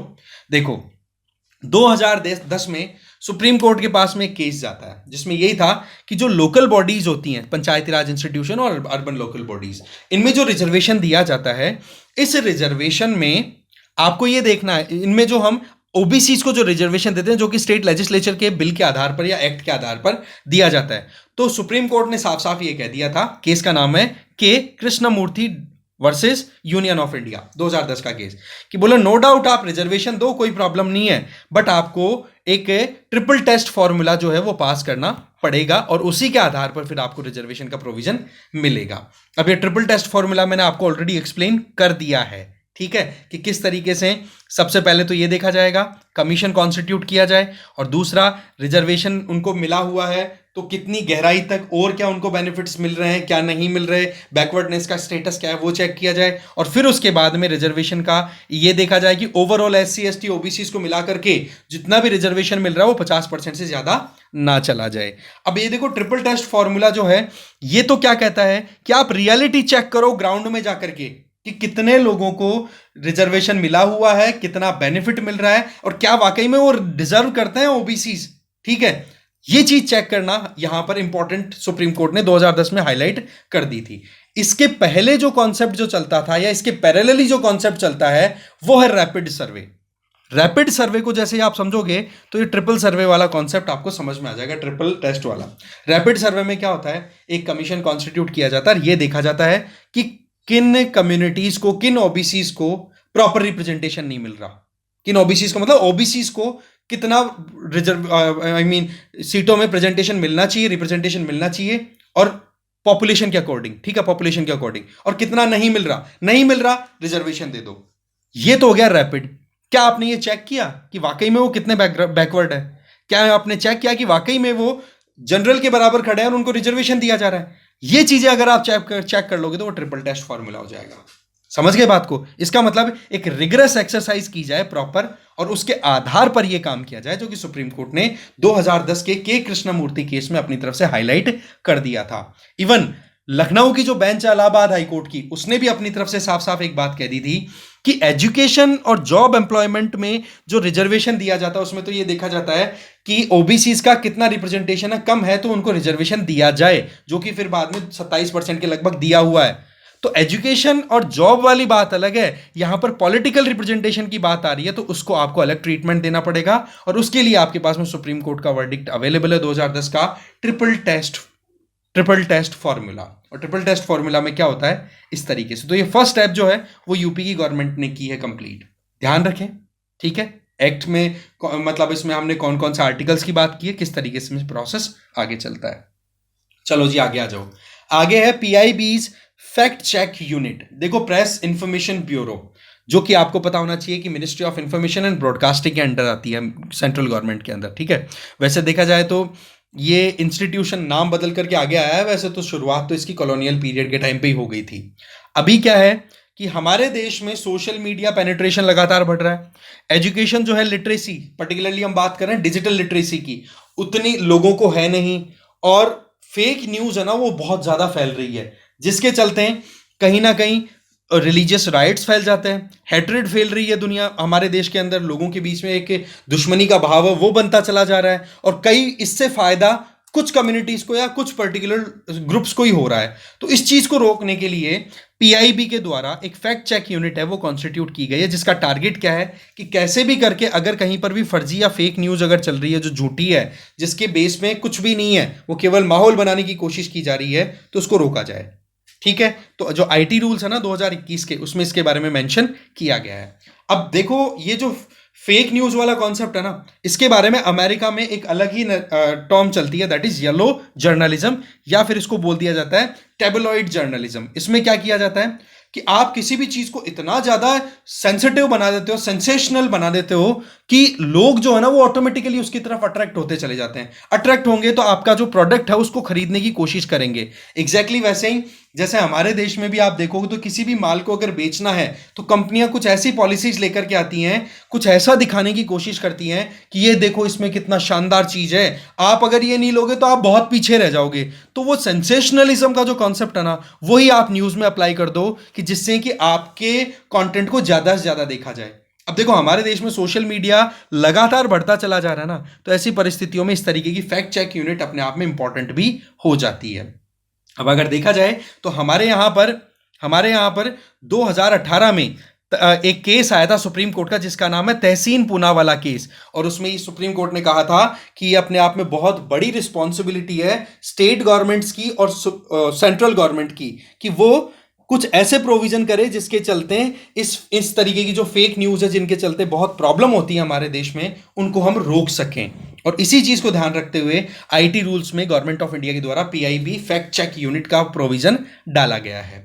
अब आप देखोगे कि वैसे देखा जाए तो फेक न्यूज़ को कंट्रोल करने के लिए हमारे यहाँ पर कौन कौन से प्रोविजन है वो हमें पहले जानना जरूरी है। सबसे पहले चीज़, इंफॉर्मेशन टेक्नोलॉजी इंटरमीडियरी रूल्स जो आए थे 2021 के, उनमें क्या कहा गया कि जो इंटरमीडियरीज है, social media intermediaries, that means वो प्लेटफॉर्म जिनके ऊपर लोग जो हैं वो अपना ओपिनियन शेयर करते हैं, जैसे कि freedom of speech and expression के अंडर में आपकी सोशल मीडिया आ गई, तो वहां पर उन प्लेटफॉर्म्स की रिस्पॉन्सिबिलिटी है कि वो कहीं पर भी फेक न्यूज अगर आए और जिसको पीआईबी फैक्ट चेक यूनिट के द्वारा हाईलाइट कर दिया गया तो उसको रोका जाए। ठीक है, तो ये फर्स्ट रिस्पॉन्सिबिलिटी तो उस प्लेटफॉर्म की है इन रूल्स के आधार पर। इसके अलावा आईटी एक्ट 2008 की बात करें तो इसमें सेक्शन 66D आता है। वो साफ साफ क्या कहता है कि अगर आपने कुछ ऐसा कंटेंट सोशल मीडिया या इलेक्ट्रॉनिक मीडिया के थ्रू ट्रांसमिट करने की कोशिश की जो किसी इंडिविजुअल को डराने की कोशिश कर रहा है या फिर प्रॉब्लम क्रिएट कर सकता है लॉ एंड ऑर्डर के लिए, तो उसके लिए आपके लिए पनिशमेंट के प्रोविजंस हैं। इसके अलावा डिजास्टर मैनेजमेंट एक्ट ऑफ 2005 की बात करें तो आपको पता ना कोविड के टाइम पे कितनी ज्यादा फेक न्यूज फैली थी कि कोविड का वैक्सीन है वो खत्म हो गया, कोविड क्या बोलते हैं वैक्सीन से ज्यादा इन्फेक्शन हो रहा है, इससे कितनी ज्यादा ट्रॉमा क्रिएट हुई थी, लोग वैक्सीन लगाने ही नहीं गए। ठीक है, बोलो कोविड का वैक्सीन काम ही नहीं करता, कुछ लोगों ने इस तरीके के कंटेंट को फैलाने की कोशिश की थी, तो ये चीज कहीं ना कहीं एक बहुत बड़ी प्रॉब्लम क्रिएट कर रही थी। ये एक तरीके की जो अफवाह फैलाई जा रही थी, र्यूमर थी, तो उसको कंटेन करने के लिए डिजास्टर मैनेजमेंट एक्ट 2005 में और एपिडेमिक्स एक्ट ऑफ 1897 में इस तरीके के प्रोविजन किए गए कि भाई इस तरीके की फेक न्यूज या र्यूमर्स कोई फैला रहा है तो उसको पनिश किया जाए। और इसके अलावा इंडियन पीनल कोड में हमारे 1860 का जो इंडियन पीनल कोड है उसमें भी प्रोविजन है कि अगर कोई भी इंडिविजुअल कुछ ऐसा स्टेटमेंट दे जो किसी दूसरे को डिफेम करे, किसी की मानहानि करे, दंगे फैलाने की कोशिश करे, तो उनके खिलाफ में कड़ी से कड़ी कार्रवाई की जाए। तो इस तरीके से वैसे तो प्रॉपर कोई एक लेजिस्लेशन है नहीं कि जिसके तहत हम इस तरीके की फेक न्यूज को कंट्रोल कर सके, बट यस यहां पर हमारे पास में डिफरेंट लेजिस्लेशन, डिफरेंट प्रोविजंस हैं जिनके चलते फेक न्यूज को कंट्रोल करना पॉसिबल होता है। तो कुल मिलाकर के देखा जाए तो फेक न्यूज जो कि फर्जी है, जिनका कोई बेस नहीं होता, जिसके चलते बहुत ज्यादा प्रॉब्लम हो सकती है, उनको कंटेन करने के लिए फैक्ट चेक यूनिट जैसी इंस्टीट्यूशन को स्टैब्लिश करने के प्रोविजन जो है वो रूल्स में किए गए हैं, आईटी रूल्स में। ठीक है, तो ये ध्यान रख लेना, ये आपका इंपॉर्टेंट प्रोविजन हो गया। अच्छा, इससे रिलेटेड जो सेक्शन है सेक्शन 3 है ये आपका, ओके, इंफॉर्मेशन टेक्नोलॉजी रूल्स 2021 में। आगे चलते हैं, नेक्स्ट आ जाता है आपका नेशनल सिक्योरिटी एक्ट। आपने पिछले साल देखा होगा ये जिस तरीके से अमृतपाल सिंह बहुत ज्यादा हाईलाइट रहा था खालिस्तानी इशू को लेकर के। ठीक है जी, तो इस बंदे को फिर बाद में जेल में रखा हुआ है। ठीक है, ये भागता रहा, बहुत ज्यादा अपने आप में प्रॉब्लम क्रिएट कर गया था, नेशनल सिक्योरिटी के लिए अपने आप में बहुत बड़ा चैलेंज बन गया था। तो ऐसी परिस्थितियों में ऐसे इंडिविजुअल्स को फ्री छोड़ना भी तो रिस्की हो जाता है, क्योंकि देश में कहाँ शांति से सब कुछ चल रहा है। नहीं तो 1984 का वो एक समय जिस टाइम पर आप देख सकते हो कि किस तरीके से ऑपरेशन ब्लू स्टार कंडक्ट हुआ था, हमारे प्राइम मिनिस्टर इंदिरा गांधी जी का असैसिनेशन तक हो गया था।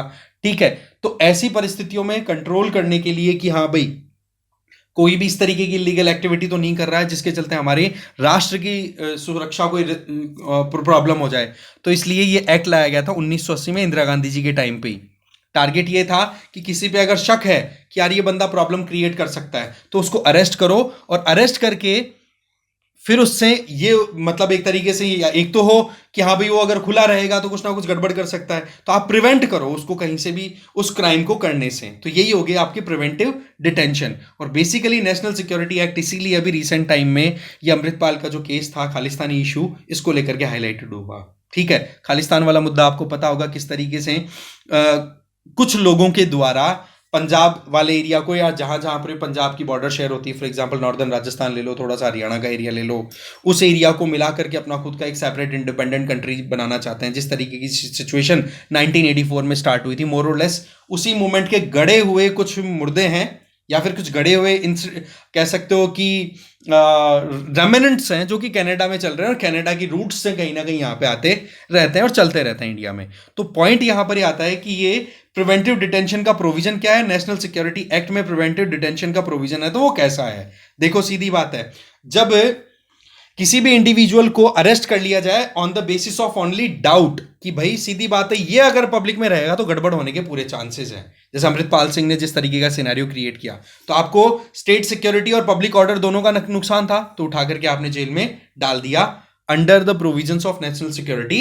एक्ट। अब देखो सीधी बात है कि प्रिवेंटिव डिटेंशन का जो प्रोविजन है उसको कंटेन करने के लिए हमारे पास में क्या प्रोविजन है, ठीक है। हमारे यहां पर जेल में जो लोग भी जाते हैं, ठीक है, जिनको भी अरेस्ट किया जाता है, क्या उनके कुछ अधिकार हैं कि नहीं, तो पहले तो हम वो जानते हैं और फिर समझेंगे कि नेशनल सिक्योरिटी एक्ट के अंडर में जो डिटेंशन किया जाता है उसके क्या मायने हैं। तो पहली चीज तो आती है हमारे इंडियन कॉन्स्टिट्यूशन में आर्टिकल 22 को समझना। हमारे यहां पर अरेस्ट एंड डिटेंशन से रिलेटेड जिन लोगों को रोका जाता है, भाई पब्लिक में आप नहीं घूम सकते, आपको रुकना पड़ेगा एक पर्टिकुलर एरिया में ही, वहां से आप बाहर नहीं निकल सकते, दैट इज अ डिटेंशन।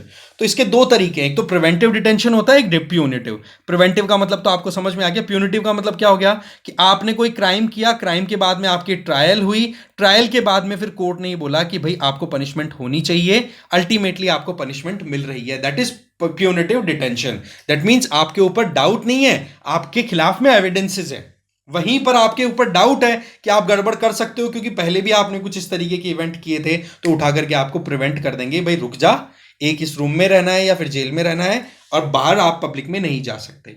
अब हमारे कॉन्स्टिट्यूशन में आर्टिकल 22 है ना, वो इसी तरीके से जो डिटेनीज होते हैं जिनको आपने डिटेंशन जेल में रखा है उनके अधिकारों की बात करता है। आर्टिकल 22 क्लॉज 1 तो क्या कहता है कि कोई भी इंडिविजुअल अगर इंडियन सिटीजन है और उसको प्यूनिटिव डिटेंशन मिलती है तो उसके कुछ अधिकार हैं। वो अधिकार क्या है, प्यूनिटिव डिटेंशन की बात कर रहा हूं, ध्यान रखना। उसके अधिकार क्या है कि सबसे पहले तो उसको ये बताया जाए कि उसको क्यों अरेस्ट किया गया, रीजन बताया जाए। दूसरा, उसको पूरा अधिकार है कि वो अपना कोई लीगल प्रैक्टिशनर, कोई भी वकील करके अपने आप को डिफेंड करवा सकता है। तीसरा, उसको हबीस कॉर्पस का अधिकार मिलता है कि हाँ भी 24 अरेस्ट करने के 24 घंटे के अंदर अंदर मजिस्ट्रेट के सामने पेश किया जाए। फिर मजिस्ट्रेट अगर ये कह दे कि हाँ भाई बंदा एकदम कल्प्रिट है, इसको तो सजा होनी चाहिए, तो जेल में रखो, अदरवाइज उसको रिलीज कर दो। तो आप देखोगे कि इस तरीके के प्रोविजन किस में मिले हुए हैं आपको, प्यूनिटिव डिटेंशन में। अगर आपके खिलाफ में कुछ ऐसे एविडेंसेस मिले हैं जो कि आपने कहीं ना कहीं गड़बड़ की है, बट यस वो साबित होता है तो ही आपकी जेल कंटिन्यू रहेगी, अदरवाइज 24 आवर्स के अंदर अंदर आपको छोड़ दिया जाएगा। अच्छा ध्यान रखें कि इसमें जो ट्रैवल जर्नी है ना वो हटा दी जाएगी। जैसे मान लो कि आपको अरेस्ट तो किया गया तमिलनाडु में, क्राइम के बारे में सुनवाई होनी है राजस्थान में, तो तमिलनाडु से राजस्थान में आने में आपके 24 घंटे तो वैसे ही बीत जाएंगे ना, तो ट्रैवल टाइम आपको हटाना पड़ेगा, ठीक है, वो हट जाएगा। तो फिर उसके बाद में 24 घंटे ओवरऑल। ये जिन लोगों को प्रिवेंटिव डिटेंशन मिली है या जो लोग फॉरेनर्स हैं या एनिमी एलियन है, फॉरेनर्स नहीं एनिमी एलियन, दैट मीन्स हमारे दुश्मन देश से जो कोई है, तो उनको इस तरीके के प्रोविजंस के अंडर में बेनिफिट नहीं मिला हुआ है। ध्यान रखना, जो इंडिविजुअल प्रिवेंटिव डिटेंशन के अंडर में है, जो एनिमी एलियन है, जैसे पाकिस्तान का कोई बंदा है, वो अगर पकड़ा गया तो ध्यान रखें उसके लिए इस तरीके के प्रोविजन नहीं है, ठीक है। वो तो वाकई में हमारे लिए बहुत खतरा हो सकता है, पाकिस्तान की पता नहीं क्या कौन सी जासूसी करके लेके जा रहा था हमारे से, ठीक है। तो इस तरीके से सवाल ये आता है कि फिर ये एनिमी एलियन और प्रिवेंटिव डिटेंशन के अंडर में जिन लोगों को आपने अरेस्ट किया है उनके लिए कुछ है क्या? जी बिल्कुल है, आर्टिकल 22 में ही सेक्शन 2 उठाओ, आई मीन क्लॉज 2 उठाओ, वो आपको यहां पर फैसिलिटेट करेगा, जो साफ साफ ये कहता है कि जिन लोगों को भी आप प्रिवेंटिव डिटेंशन या एनिमी एलियन के तौर पे आप इंडिविजुअल को अरेस्ट करते हो, तो आपको ये देखना होता है सबसे पहली चीज तो कि उसकी सजा जो है वो 3 महीने से ज्यादा नहीं जाएगी, ठीक है, क्योंकि उसमें 3 महीने में आपको पूरा इन्वेस्टिगेट कर लेना है, क्या नहीं करना, क्या करना है वो सारा, ठीक है। एलियन मतलब फॉरेनर की बात हम कर रहे हैं, ओके। और दूसरा, उसके अंदर फिर बाद में आप एक एडवाइजरी बोर्ड कॉन्स्टिट्यूट करोगे, जिसमें जनरली कौन होंगे? हाई कोर्ट के जजेस होंगे, है ना, हाई कोर्ट के जजेस होंगे, और वो फिर केस को इन्वेस्टिगेट करेंगे, और उनका ये कहना होगा कि यार मामला तो बड़ा सेंसिटिव है, तो हो सकता है 3 महीने से ज्यादा की सजा उस प्रिवेंटिव डिटेंशन के अंडर में दे दी जाए। पर अगर एडवाइजरी बोर्ड ने अगर फ्री कर दिया तो वो एक बात अलग है। हमेशा ध्यान रखें कि जब कभी भी इस तरीके के प्रोविजंस की हम बात करते हैं, क्योंकि हम अरेस्ट क्यों करते हैं, डिटेंट क्यों करते हैं? हमारी सिक्योरिटी इंश्योर करने के लिए। तो इसमें अगर मामला डिफेंस, फॉरेन अफेयर्स और सिक्योरिटी ऑफ इंडिया से रिलेटेड अगर मामला आ गया तो आपको एक चीज ध्यान रख लेनी है कि इसमें एक्सक्लूसिवली पार्लियामेंट के पास में पूरी अथॉरिटी है कि वो टाइम टू टाइम इन पूरे प्रोविजंस को अमेंड कर सकती है। ये तो हमें ही पता है, कॉन्स्टिट्यूशन में अमेंडमेंट करने की पावर पार्लियामेंट के पास है। बट मुद्दा अगर डिफेंस से रिलेटेड हो या फिर आप फॉरेन अफेयर्स की बात कर लो या फिर सिक्योरिटी ऑफ इंडिया की बात कर लो, अगर इनसे संबंधित कोई चेंजेस लेकर के आना है कि हाँ भाई हमारी इन चीजों को हमें सेव करना है, तो पार्लियामेंट एक्सक्लूसिवली, मतलब पार्लियामेंट के अलावा दूसरी कोई अथॉरिटी नहीं है, वो प्रोविजन कर सकते हैं, समय समय पर अपडेट कर सकते हैं। और अगर वहीं पर मुद्दा पब्लिक ऑर्डर से रिलेटेड है, सप्लाई सर्विसेज से रिलेटेड है, कम्युनिटी के लॉ एंड ऑर्डर की मेंटेन करने की बात करें,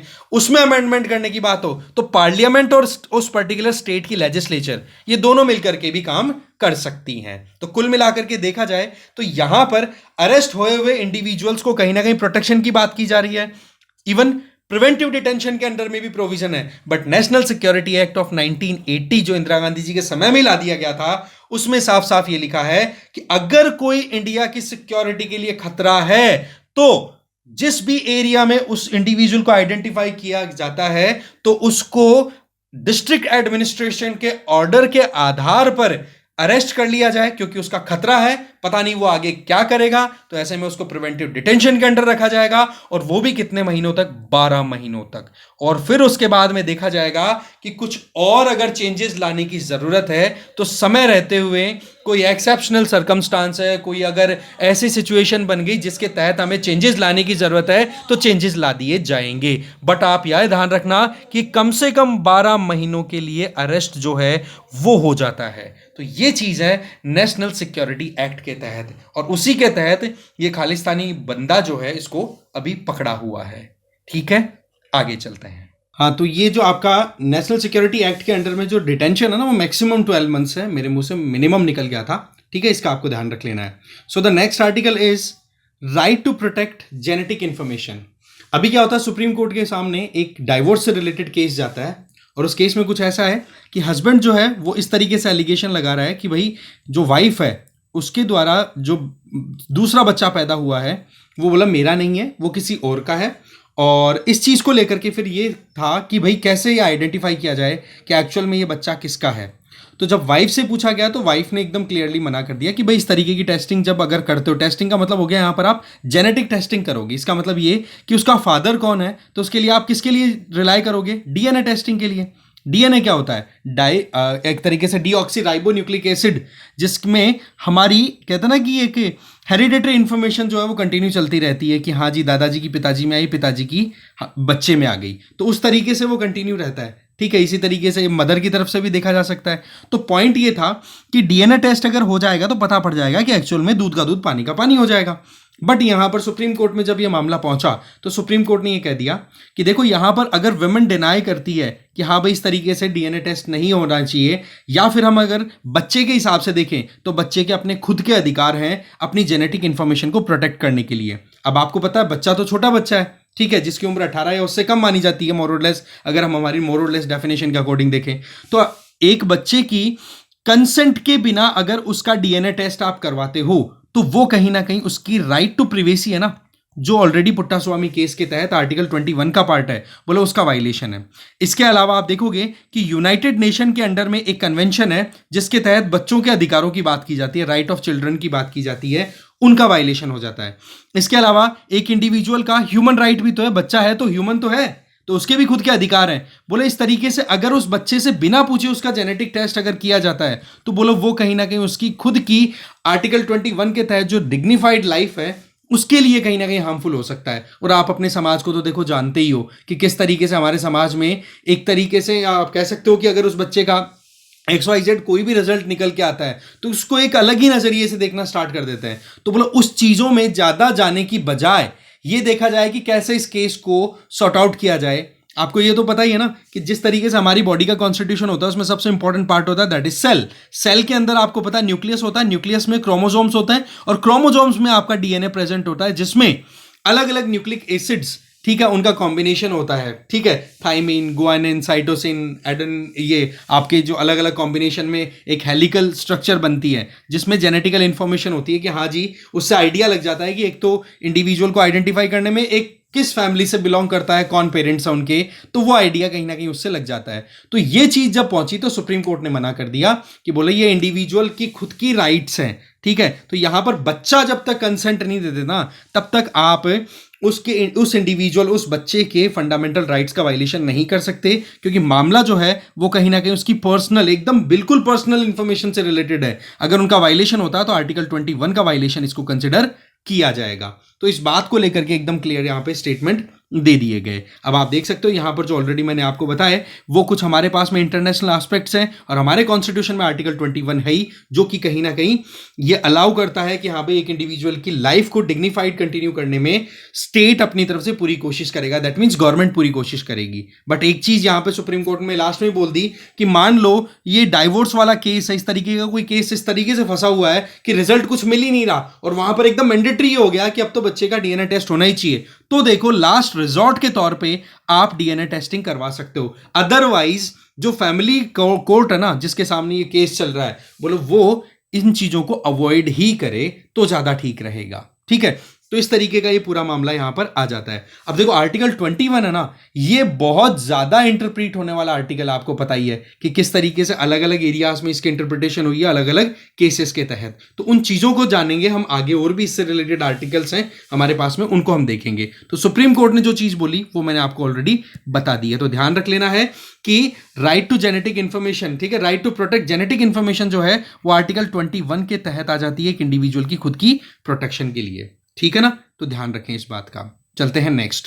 इसमें देखा जाए तो डीएनए टेस्टिंग का मोर और लेस हमारे यहाँ पर मतलब कोई प्रोविजन है या कुछ है जिसके तहत डीएनए टेस्टिंग को किया जाए। देखो हमारे यहाँ पर कोई लीगल अभी तक स्टैच्यूट नहीं है, कोई भी कानून बना हुआ नहीं है, बट यस डीएनए टेस्टिंग को गवर्न करने के लिए एक तो हमारे पास में जो एविडेंसेस एक्ट है 1872 का, उसके तहत जो है कहीं पर भी कोई भी इन्वेस्टिगेशन होता है तो देखो उसमें डीएनए टेस्टिंग के ऊपर रिलाई किया जाता है। दूसरी अगर बात करें तो क्रिमिनल प्रोसीजर कोड, जिसके तहत आप देख सकते हो एक इंडिविजुअल को पनिशमेंट दी जाती है, तो उसमें भी आपको कहीं ना कहीं एविडेंसेस की रिक्वायरमेंट होती है, राइट। तो वहां पर भी सेक्शन 53 है ना, वो कहीं ना कहीं पुलिस को अलाउ करता है कि वो मेडिकल प्रोफेशनल्स के ऑब्जर्वेशन के बेसिस पर एविडेंसेस को ले सकती हैं, ठीक है। और इसके अलावा गवर्नमेंट ऑफ इंडिया के द्वारा या फिर हमारी पार्लियामेंट में ऑलरेडी एक बिल इंट्रोड्यूस किया जा चुका है, DNA technology use and application regulation bill 2019। ये जब पास हो जाएगा, एक्ट बन जाएगा, तो उसके अंडर में एक रेगुलेटरी फ्रेमवर्क की बात की गई है कि भाई कहां पर डीएनए टेस्टिंग होगी और किस तरीके से डीएनए टेस्टिंग का मिसयूज को रोका जाए, उस पर काम हो सकता है। और वैसे देखे जाए तो यूनाइटेड नेशन के अंडर में ऑलरेडी एक कन्वेंशन है जिसको हमने बोल दिया right of child.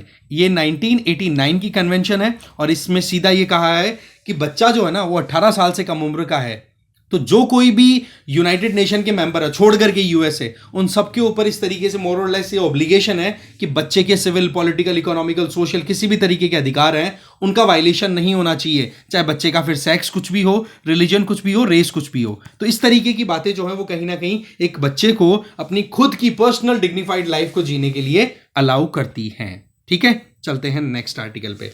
Next article है राइट टू चेंज नेम।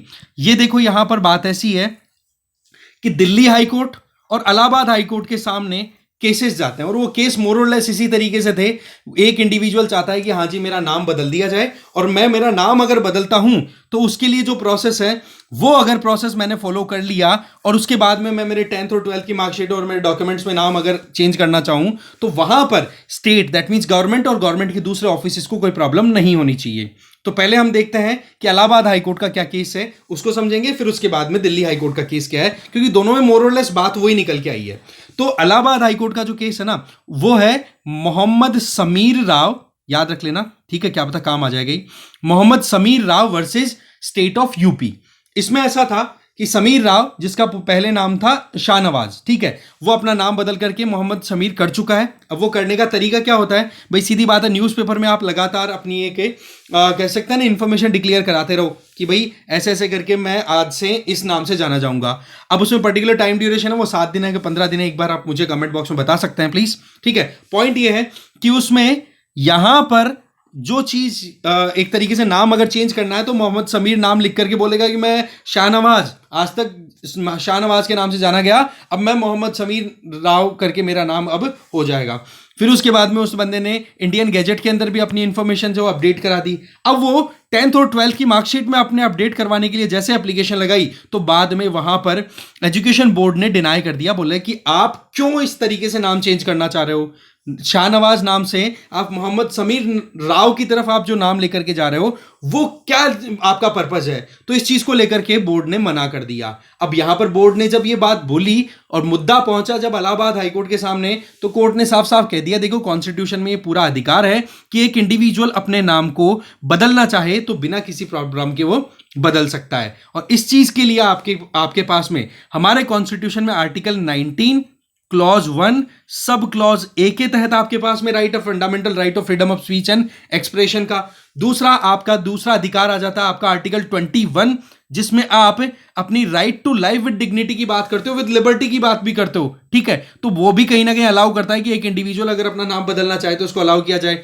और तीसरा आपके पास में अधिकार आ जाता है राइट टू इक्वालिटी का, कि आर्टिकल 14 के तहत अगर आप अपने नाम को चेंज करना चाहो तो औरों को जिस तरीके से आप अलाउ करते हो वैसे उसको भी कर दिया जाए। तो बोले यहां पर वो इंडिविजुअल इस नाम को चेंज करके क्या करने वाला है वो बाद की बात है, बट नाम चेंज करने का अधिकार कहीं ना कहीं हमारे कॉन्स्टिट्यूशन में दिया हुआ है। अगर आप अलाउ नहीं करते हो तो आर्टिकल 19(1)(a), आर्टिकल 21 और आर्टिकल 14 तीनों का वायलेशन हो जाएगा। तो ये बात तो हो गई इलाहाबाद हाईकोर्ट की। अब आ जाओ दिल्ली हाईकोर्ट की बात करें। दिल्ली हाईकोर्ट का केस क्या है कि केस का नाम है सदानंद एंड अदर्स, नाम है Sadanand and others versus CBSE and others, case का नाम। अब इसमें पॉइंट क्या था कि दो भाई, ठीक है, दो भाई हैं, वो दो भाई ये सोच रहे हैं कि भाई हम हमारा नाम अगर बदल लें, और नाम उन्होंने अपना वही प्रोसेस पूरा कंप्लीट कर लिया, न्यूज़पेपर में निकाल ली, कटिंग अपने पास में रख ली, गैजेट में अपना अप्रूवल ले लिया, सारा काम हो गया। अब वो 10th और 12th की मार्कशीट में अपना नाम चेंज करना चाह रहे हैं। वो नाम क्या चेंज करना चाह रहे हैं, अपना खुद का नाम नहीं। यहां पर तो हमने देखा यूपी वाले में तो नाम बदलने की कोशिश की जा रही है, दिल्ली वाले केस में सरनेम चेंज करने की कोशिश की जा रही है। सरनेम इनका एग्जिस्टिंग जो 10th और 12th की मार्कशीट है उसमें मोची, और मोची के नाम पर आपको पता है किस तरीके का एक डिस्क्रिमिनेटरी बिहेवियर जो है वो हमारे समाज में देखने को मिलता है। चाहे हमारा कॉन्स्टिट्यूशन मना करता है, रोकता है, एक तरीके से क्रिमिनलाइज करता है अगर इस तरीके की कोई भी एक्टिविटी करता है किसी के सरनेम या नेम को लेकर के उसके साथ में कोई मिसबिहेव करता है, बट फिर भी होता है, आपको पता है रियलिटी क्या है। तो उन्होंने ये डिसाइड किया कि मोची से हम हमारा नाम नायक करना चाहते हैं। अब जैसे ही उन्होंने अपनी 10th और 12th की मार्कशीट में अपडेट करने की बात की, सीबीएसई ने मना कर दिया। अगेन फिर दिल्ली कोर्ट में गई ये बात और कह दिया, बोला आर्टिकल 21 का पार्ट है भाई, ये आप इस तरीके से नहीं कह सकते हो, ये एक इंट्रिंसिक पार्ट है एक इंडिविजुअल के फंडामेंटल राइट आर्टिकल 21 के तहत। फिर बाद में आर्टिकल 21 की जब बात आती है ना, तब हमें थोड़ा डिटेल में समझने की जरूरत है, ठीक है, उसको हम समझेंगे बाद में। पहले यहां पर पॉइंट आ गया कि देखो आर्टिकल 21 के तहत जो राइट टू लाइफ है उसी के तहत राइट टू चेंज नेम आ जाता है। ये चीज क्लियर होगी आपकी। दूसरी सबसे इंपॉर्टेंट चीज कि आर्टिकल 19 क्लॉज 1 के तहत एक इंडिविजुअल अपने नाम को अगर चेंज करना चाहे, अपनी सरनेम को चेंज करना चाहे, तो उस पर रेस्ट्रिक्शंस लग सकती हैं, ध्यान रखना, रेस्ट्रिक्शंस लग सकती हैं, बट वो रेस्ट्रिक्शन मोर और लेस किस पे बेस्ड होंगी, जो आर्टिकल 19 क्लॉज 2 में दी हुई है रीजनेबल रेस्ट्रिक्शन। क्या किसी के नाम बदलने से सॉवरेनिटी, सिक्योरिटी, इंटरनल सिक्योरिटी या फिर कहो फ्रेंडली रिलेशन की बात करें, पब्लिक लॉ एंड ऑर्डर, उनको खतरा पहुंच रहा है क्या? अगर पहुंच रहा है तो रोको आर्टिकल 19 क्लॉज 2 के तहत, अगर नहीं हो रहा है ना तो भाई अलाउ करो, उसको कहीं प्रॉब्लम नहीं होनी चाहिए। तो ये बात यहां पर निकल के आ गई कि आर्टिकल 21 का पार्ट है, क्योंकि एक इंडिविजुअल को आइडेंटिफाई करने के लिए हम नाम को यूज करते हैं, और आर्टिकल 21 जो है उसमें राइट टू आइडेंटिटी है, वो भी प्रोविजन है। और इसी आर्टिकल को हम राइट टू लाइफ के तहत देखें तो यहां पर एक इंडिविजुअल की आइडेंटिटी और डिग्निटी की बात आ रही है, तो वहां पर प्रोटेक्शन होनी चाहिए। एक चीज हमें हमेशा ध्यान रखनी है कि आर्टिकल 21 है ना, आर्टिकल 21 ये स्टेट की पावर्स पर ही लिमिट लगाता है। ये बड़ी इंटरेस्टिंग बात निकल के आई है। क्या है? आर्टिकल 21 जो है वो स्टेट की पावर पर ही रेस्ट्रिक्शन लगाती है। कैसे? अब इसके पीछे एक छोटी सी स्टोरी और छोटी सी एक हम डिटेलिंग को लेने की कोशिश करते हैं, फिर बाद में देखेंगे कि आर्टिकल 21 के डिफरेंट इंटरप्रिटेशन क्या क्या आए हुए हैं, क्या क्या अधिकार जो हैं वो आर्टिकल 21 में जो right to life with dignity की बात करते हैं उसके तहत आ जाते हैं। देखो सबसे इंपॉर्टेंट चीज आर्टिकल 21 क्या कहता है? Right to life with dignity आपको अलाउड है, right to life and liberty with dignity आपको अलाउड है, बट यस इसके ऊपर भी रेस्ट्रिक्शन या फिर कुछ लिमिटेशन लगाई जा सकती है as per the procedure established by law. क्या कहा जाएगा? Procedure established by law. इसका मतलब ये हो गया कि आपके पास में एग्जिस्टिंग कोई कानून है या आपने पहले से कुछ डिफाइन किया हुआ सर्कमस्टांसेस हैं, उनके आधार पर अगर आप आर्टिकल 21 में दिए हुए अधिकारों को रोकने की कोशिश करो तो बात चलेगी। क्यों? क्योंकि अगर आप पहले कोई कानून बना करके ला रहे हो और उस कानून को फिर बाद में आपको पता है सुप्रीम कोर्ट की एक कह सकते हैं ना एक टेस्टिंग पास करनी पड़ती है, और अगर सुप्रीम कोर्ट ने उस टेस्टिंग को अलाउ कर दिया कि हाँ भाई कॉन्स्टिट्यूशनली वो पर्टिकुलर XYZ लॉ जो है वो सही है और उस लॉ के आधार पर आर्टिकल 21 को आप कंट्रोल या रेस्ट्रिक्ट करने की कोशिश करते हो, तब तो देखो बात बनती है। अगर आपके पास में ऐसा कोई कानून नहीं है तो भाई आप आर्टिकल 21 पे रेस्ट्रिक्शंस नहीं लगा सकते। ये सीधी सीधी बात सुप्रीम कोर्ट ने अपने कई स्टेटमेंट्स में बोली है। एक चीज ध्यान रखना, सुप्रीम कोर्ट ने आर्टिकल 21 को हार्ट ऑफ फंडामेंटल राइट्स भी बोला है। ये बड़ी इंटरेस्टिंग बात मैं बता रहा हूं आपको, heart of fundamental rights. Article 32 है वो सोल ऑफ कॉन्स्टिट्यूशन है as per doctor BR Ambedkar, ध्यान रखना है ना। हम बात करें हार्ट ऑफ फंडामेंटल राइट्स, क्योंकि आर्टिकल 21 को लेकर के इतनी डिफरेंट इंटरप्रिटेशंस आ चुकी हैं और मोस्ट इंपॉर्टेंट राइट के तौर पे देखा जाता है। देखो आर्टिकल 32 तो क्या करता है कि अगर हमारे पास में अधिकार नहीं है तो हम जाकर के कम से कम उनकी प्रोटेक्शन करवा सकते हैं। अधिकारों का मजा ही तब है जब उनकी प्रोटेक्शन की व्यवस्था हो, तो आर्टिकल 32 आपको देता है, तो वो तो आत्मा की बात हो गई। बट जब आपके पास में अधिकार हैं, उनकी प्रोटेक्शन की व्यवस्था है, तब आपके पास में सबसे इंपॉर्टेंट अधिकार कौन सा है? तो वो आर्टिकल 21 है, जिसके कई इंटरप्रिटेशन के आधार पर डिफरेंट डिफरेंट बातें बोल दी गई। और यहां पर मामला जो है वो कहीं ना कहीं रेस्ट्रिक्शन का है, और वो रेस्ट्रिक्शन किस पे लगाई जा रही है? स्टेट पे। स्टेट का मतलब सरकार या कोई भी सरकारी ऑफिस, उसके ऊपर रेस्ट्रिक्शन लगती है। अब सवाल ये आता है कि क्या कोई प्राइवेट इंडिविजुअल जो कि दूसरे के राइट टू लाइफ के लिए थ्रेट है, क्या उस पर भी आर्टिकल 21 लग जाएगा? ये अपने आप में बहुत इंटरेस्टिंग बात है। और यहां पर एक चीज गांठ बांध करके दिमाग में सेट कर लेना कि अगर कोई प्राइवेट इंडिविजुअल, जैसे कि फेलो सिटीजन ही हमारा कोई, अगर उस इंडिविजुअल के द्वारा हमारे ऊपर कोई अटैक किया जाए, मान लो अटेम्प्ट टू मर्डर किया गया, तो क्या वहां पर आर्टिकल 21 लगेगा? ध्यान रखना, बिल्कुल नहीं लगेगा। आर्टिकल 21 केवल स्टेट के ऊपर रेस्ट्रिक्शन लगा रहा है, स्टेट को लिमिट कर रहा है। ये एक तरीके का नेगेटिव राइट है। ध्यान है, अभी मैंने बताया था आपको राइट्स, पॉजिटिव और नेगेटिव राइट्स के। स्टेट पे जो लिमिट लगाएगा वो आपका नेगेटिव राइट है। और वहीं दूसरी तरफ आप देखो तो इसी के अंदर बहुत सारे ऐसे प्रोविजंस हैं जो एंटाइटलमेंट की बात भी करते हैं, जो पॉजिटिव है। फॉर एग्जांपल मैं ये कहूं कि भाई कैसे भी करके मुझे एक हेल्दी एजुकेशन की डिमांड है मेरी, है ना, तो वो मेरा एंटाइटलमेंट है, स्टेट उसके लिए फैसिलिटेट करेगा, तो वो कहीं ना कहीं नेगेटिव नहीं जाएगा, वो पॉजिटिव चला जाएगा। बट यहां पर हम जो बात कर रहे हैं एक इंडिविजुअल की राइट टू लाइफ की, वो कहीं ना कहीं स्टेट की पावर्स को लिमिट करने की बात कर रहा है। नहीं तो आपको पता है फिर स्टेट क्या है, अथॉरिटेरियन बन सकता है, वो कुछ भी करेगा। तो ये कहीं ना कहीं बहुत इंपॉर्टेंट पॉइंट यहां पर हमारे लिए आ जाता है। अब सवाल यह है कि एक इंडिविजुअल अगर किसी की लाइफ के लिए थ्रेट बन रहा है, जो कि प्राइवेट एंटिटी या प्राइवेट इंडिविजुअल है, तो क्या होगा? आर्टिकल 21 नहीं है तो भाई सीधी बात है आर्टिकल 226, जिसके तहत आप रिट्स इशू करवा सकते हो हाई कोर्ट से। और दूसरा, आपकी जो जनरल लॉज हैं जिनमें प्रॉपर आपके IPC, CRPC और अलग कोई कानून बनाया हुआ है पार्लियामेंट का या आपकी स्टेट लेजिस्लेचर का, एज पर दैट लॉ आगे की प्रोसीडिंग होगी। आई बात समझ में? ये ध्यान रख लेनी है अपने को, ये आर्टिकल 21 का क्या माजरा है सारा। इसके अलावा डिफरेंट इंटरप्रिटेशंस के बेसिस पर आर्टिकल 21 में ये राइट्स हैं वो डिफाइन हुए हैं। जैसे पुट्टा स्वामी केस का राइट टू प्रिवेसी, जैसे कि हमने जेनेटिक इंफॉर्मेशन वाला देख लिया। अब्रॉड जाना चाहते हो, मेनका जो गांधी है, ठीक है, मेनका गांधी, जिनका नाम मेनका आपको पता है किस तरीके से हमारी माइथोलॉजी में जो यूज है वो नेम का, इसलिए मनेका नाम दे दिया है ना। मनेका गांधी केस है, उसमें राइट टू गो अब्रोड को भी इसका पार्ट बनाया कि भाई आप विदेश जा सकते हो क्योंकि आपकी जो बॉडी है उसको आप लेकर के जा रहे हो बाहर, तो right to life with dignity का पार्ट हो गया। शेल्टर, घर मिलने का अधिकार हो गया, या आपको कहीं पर अकेला रखने की बात की जा रही है, सॉलिटरी कन्फाइनमेंट। आपने देखी होगी RRR, किस तरीके से उस इंडिविजुअल को अकेले में रखने की कोशिश की जाती है। वो तो चलो पनिशमेंट की बात आ गई। बट यस, अगर एक इंडिविजुअल को बिना कोई क्राइम के, बिना कोई प्रॉब्लम के, फिर भी वो अगर सॉलिटरी कन्फाइनमेंट में रखा जाए तो उसके खिलाफ में भी वो जाकर के आर्टिकल 21 के तहत अपनी रिक्वेस्ट डाल सकता है, रिट इशू करवा सकता है, ठीक है। इसके अलावा जस्टिस एंड इकोनॉमिक एम्पावरमेंट, ये आपका क्या आ जाता है, ये आपका पॉजिटिव राइट आ गया, इंटाइटलमेंट है कि भाई मैं इस देश का नागरिक हूं तो मुझे ये अधिकार मिलने चाहिए। आपको एक इंडिविजुअल को आप कह सकते हो राइट अगेंस्ट हैंडकफिंग, दैट मीन्स जो हथकड़ियां लगाने का उसके खिलाफ में भी वो बोल सकता है कि भाई मैं हथकड़ी नहीं लगाऊंगा, मुझे अरेस्ट कर लो, ले चलो, चलेगा, पर हैंडकफिंग नहीं, क्योंकि फिर उसके बाद में आपको पता है कि भाई मेरी बेइज्जती होती है, भाई मेरी रेपुटेशन है, वो वाली चीज आ जाती है।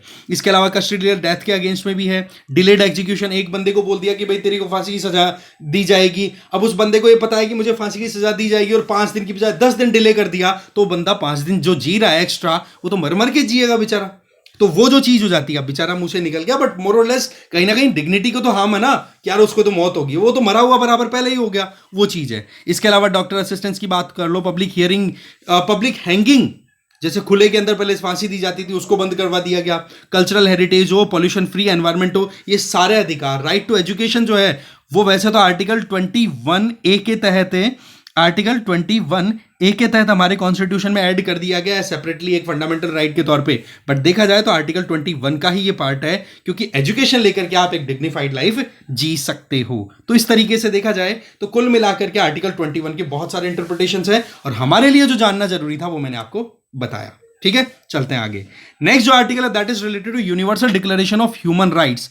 बेसिकली ये मुद्दा क्यों है हाईलाइट, देखो हर साल है ना 10 दिसंबर का दिन, याद रख लेना भाई, हर साल 10 दिसंबर का दिन जो है उसको हम एक तरीके से ह्यूमन राइट्स डे के तौर पे ऑब्जर्व करते हैं, क्योंकि 1948 का जो ये 10 दिसंबर का दिन था ना, इस दिन ह्यूमन राइट्स डिक्लेरेशन को फाइनल किया गया था, और इंडिया इन ह्यूमन राइट्स को कहते हैं ना कि बाई हार्ट इंप्लीमेंट करता है। इवन हमारे कॉन्स्टिट्यूशन की बात करें तो हमारे कॉन्स्टिट्यूशन में पार्ट 3 है ना, जिसमें हमारे फंडामेंटल राइट्स की हम बात करते हैं, जिसमें आपको आर्टिकल 12 से लेकर के 35 के बीच में मोर और लेस सारे फंडामेंटल राइट्स और एक इंडिविजुअल के इंडिया के सिटीजन होने के नाते और फॉरेनर होने के नाते जो अधिकार है उनके सारे बारे में प्रोविजंस हमें मिल जाते हैं। तो अभी क्या है, 75 साल कंप्लीट हो गए, देखो 48 से लेकर के ऐड कर दो, 2023 में 75 साल हो गए थे 10 दिसंबर 2023 को।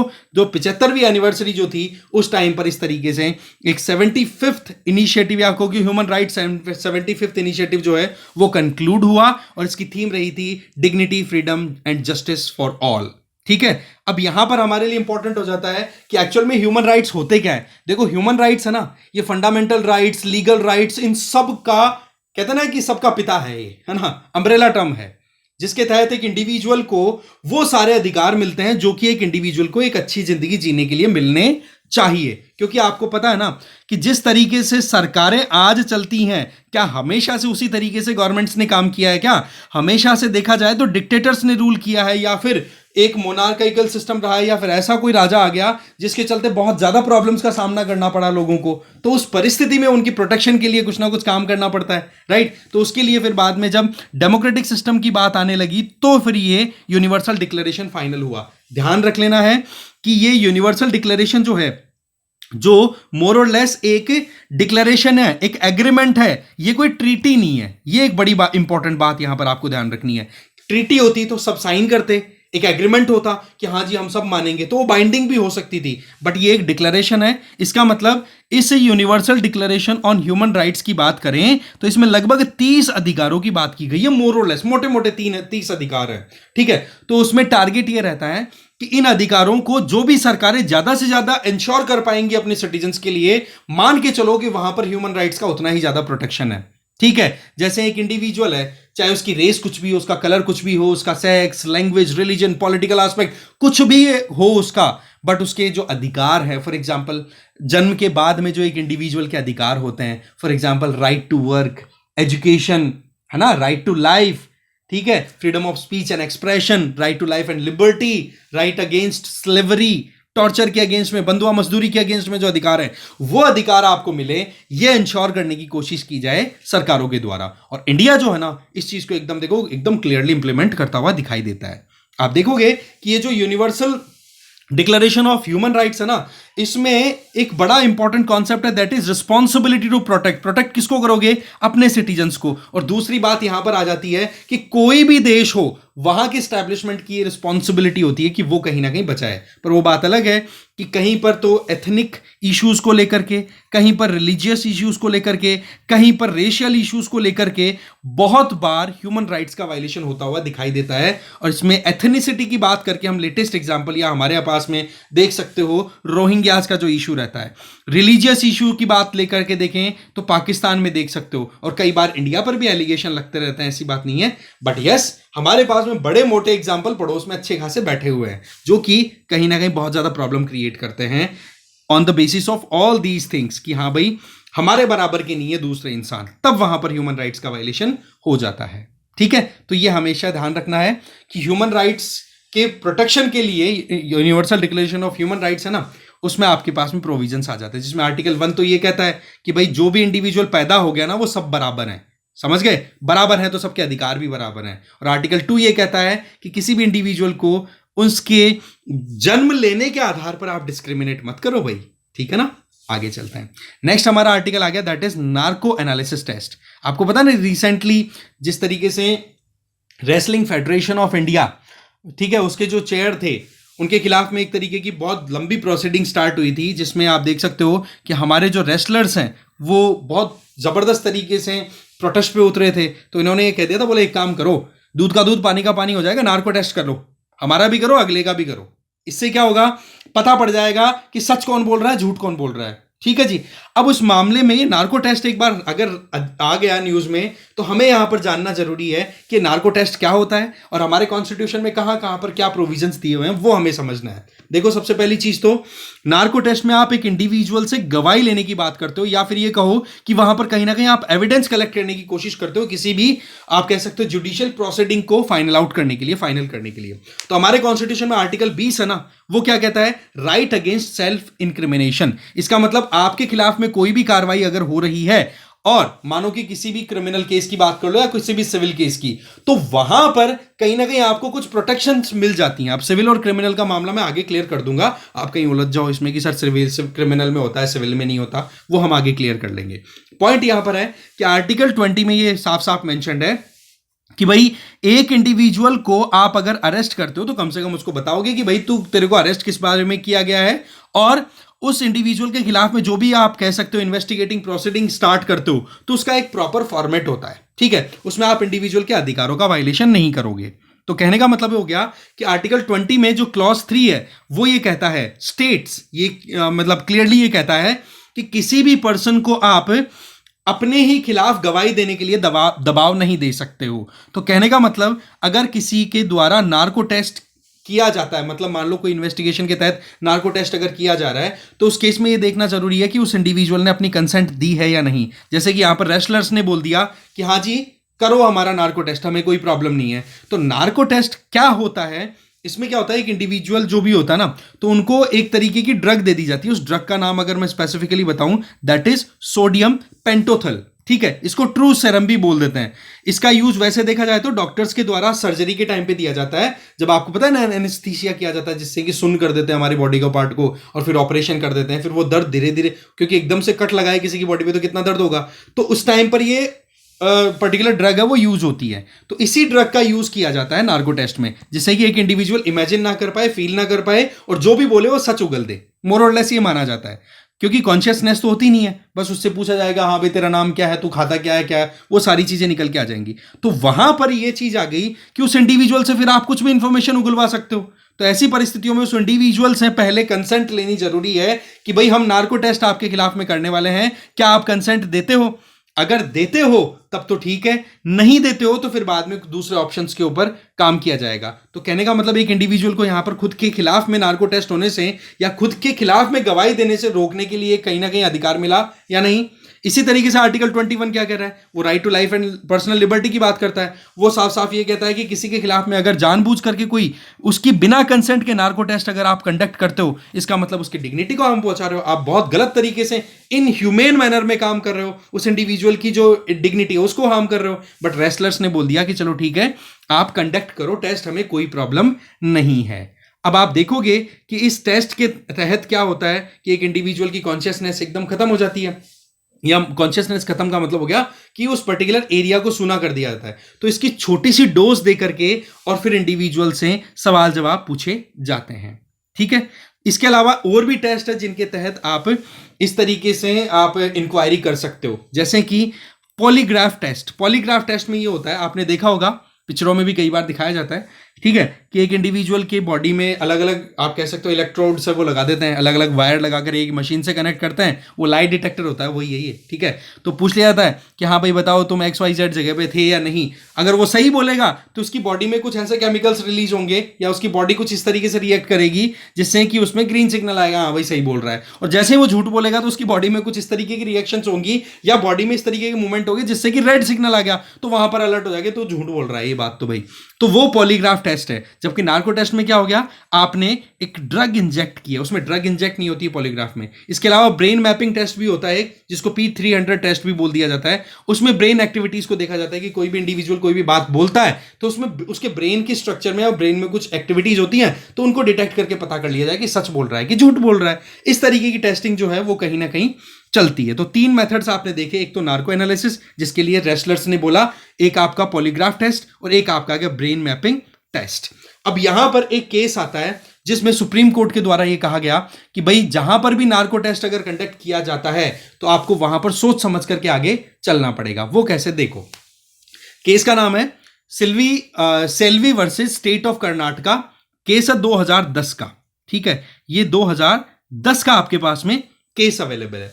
इस केस में सुप्रीम कोर्ट ने यह कहा कि देखो बात ऐसी है कि नार्को टेस्ट अगर आप कंडक्ट कराते हो ना, तो मान के चलो कि एक इंडिविजुअल की आप मेंटल प्रिवेसी को ब्रीच करने की बात कर रहे हो या फिर मेंटल एक्सेसिबिलिटी चाह रहे हो कि एक इंडिविजुअल के दिमाग में क्या चल रहा है वो आप निकलवाना चाह रहे हो उसके दिमाग से, राइट। तो वहां पर आपको सोच समझ करके चलना पड़ेगा। और वो सबसे इंपॉर्टेंट चीज क्या हो गई कि उस इंडिविजुअल का पहले अप्रूवल आपको लेना पड़ेगा। अगर आपने अप्रूवल नहीं लिया तो देखो फिर प्रॉब्लम हो जाती है। ठीक है, ये जो सारी टेस्टिंग होती है कहीं ना कहीं फॉरेंसिक टेस्टिंग के अंडर में आ जाती है। जब आप किसी भी प्रोसीडिंग के तहत, किसी भी इंक्वायरी के तहत अगर इस तरीके से मान लो कोई क्रिमिनल केस है, ठीक है, जैसे यहाँ पे चाकू छुरियाँ दिखा रखी हैं, इन पे ब्लड के सैंपल्स हैं, कोई बाल के मिल जाते हैं, तो इनकी भी फिर टेस्टिंग कर जाती है। अगेन वो DNA टेस्ट और वो होता है, पता किया जाए कि क्रिमिनल कौन था वो आइडेंटिफाई करने के लिए। तो ये फॉरेंसिक टेस्ट के अंडर ही आता है मोर और लेस, नार्को टेस्ट, ये पॉलीग्राफ टेस्ट और ये सारा। बट यस, यहाँ पर इंडिविजुअल की डिग्निटी कॉम्प्रोमाइज नहीं होनी चाहिए। और दूसरी सबसे इंपॉर्टेंट चीज कि आर्टिकल 20 क्लॉज 3 है ना, वो साफ साफ ये कहता है कि एक इंडिविजुअल को खुद के खिलाफ में गवाही देने के लिए आप दबाव नहीं डालोगे। और 1997 में एक बार फिर से सुप्रीम कोर्ट के सामने 1997 में भी एक केस आया था जिसका नाम है DK Basu versus state of Bengal. ठीक है, DK बसु केस आप बोल सकते हो। उस केस में ये कहा था कि आर्टिकल 21 जो है जिसमें आप right to life and liberty की बात करते हो विद डिग्निटी, तो उसमें अगर आप अगेन पॉलीग्राफ या नार्को टेस्ट कंडक्ट करते हो तो भाई सीधी बात है इंडिविजुअल पे दबाव नहीं होना चाहिए। देखो यहां पर राइट टू लाइफ है ना, वो तो बहुत ज्यादा ब्रॉड आर्टिकल है, जो कि मैं पिछले आर्टिकल में भी हमने देख लिया कि किस तरीके से आप एक इंडिविजुअल को आप उसके जेनेटिक इंफॉर्मेशन भी नहीं ले सकते, है ना, उस इंडिविजुअल को आप प्रेशराइज भी नहीं कर सकते खुद के खिलाफ में। तो पॉइंट ये था कि नार्को टेस्ट एक्चुअल में क्या है और किस तरीके से इसके लिए हमारे कॉन्स्टिट्यूशन में अलग अलग प्रोविजंस आ जाते हैं।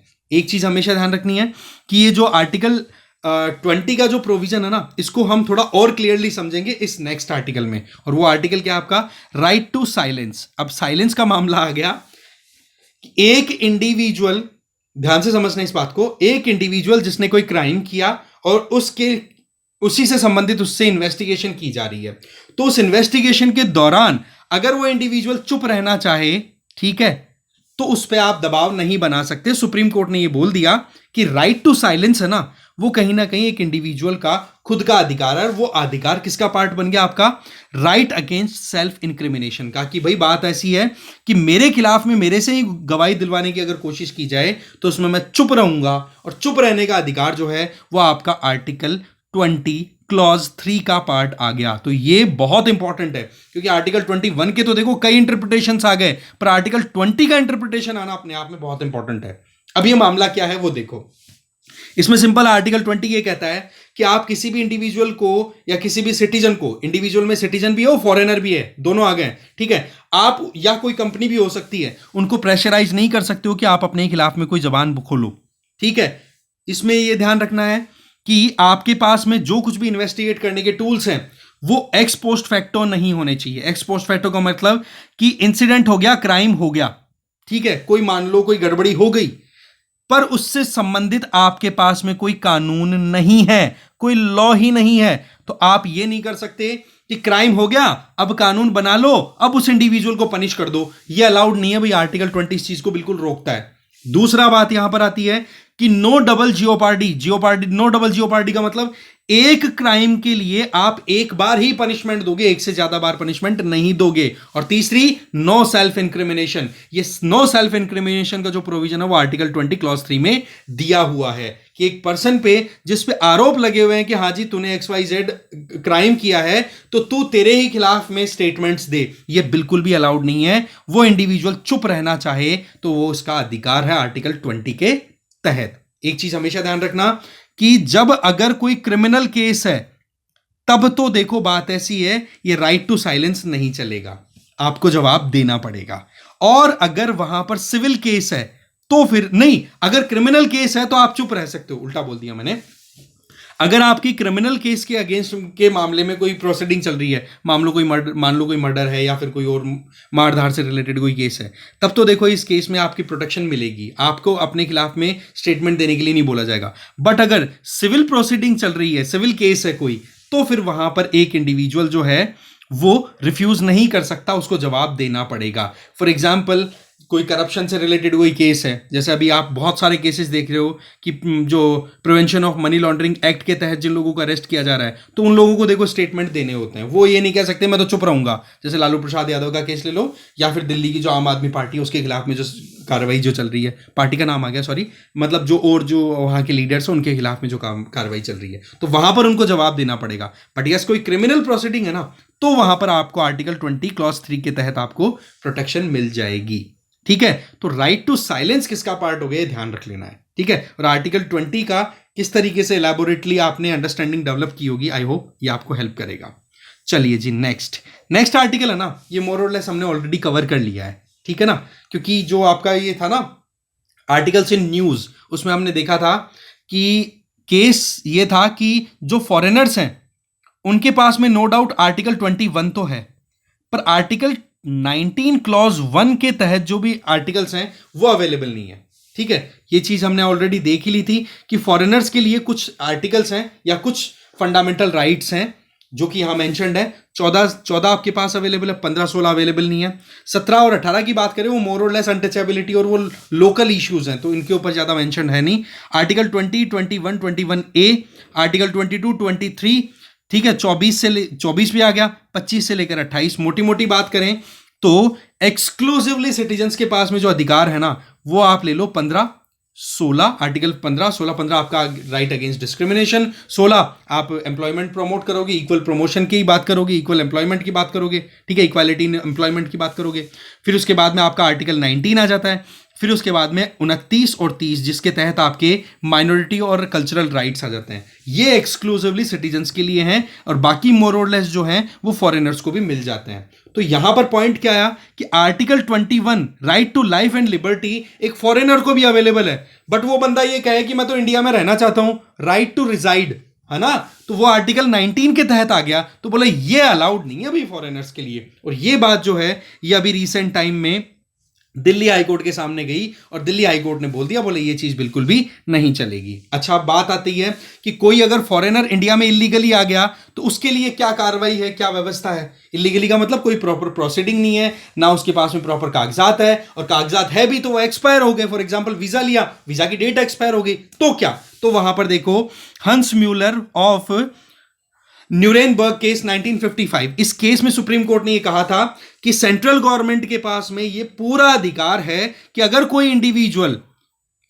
इंडिविजुअल फॉरेनर साबित हुआ और उसके पास में प्रॉपर लीगल डॉक्यूमेंट्स नहीं है, कोई प्रोसीडिंग प्रॉपर फॉलो नहीं किया है, तो उस इंडिविजुअल को निकाला जा सकता है सेंट्रल गवर्नमेंट के द्वारा। सेंट्रल गवर्नमेंट इस चीज को डिसाइड करेगी। नो डाउट एक फॉरेनर को आर्टिकल 21 के तहत fundamental right of life and liberty मिला हुआ है, बट दैट डजंट मीन कि वो यहां पर रिजाइड कर सकता है, रह सकता है।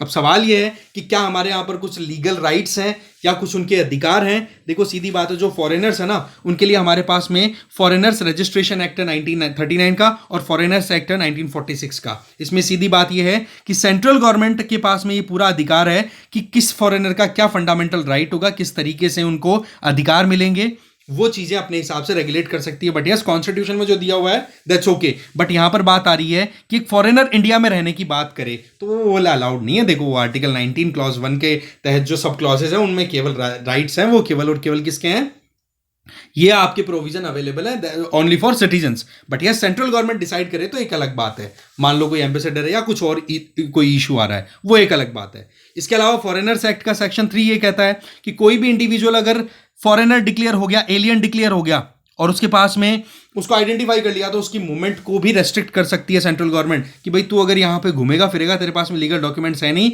तो हमारे देश के लिए खतरा साबित हो सकता है, तो तेरे को किसी एक एरिया में कन्फाइंड डिटेंट भी किया जा सकता है। ठीक है। इसके अलावा आपके पास में पासपोर्ट एक्ट है 1920 का और फॉरेनर्स एक्ट है 1946 का।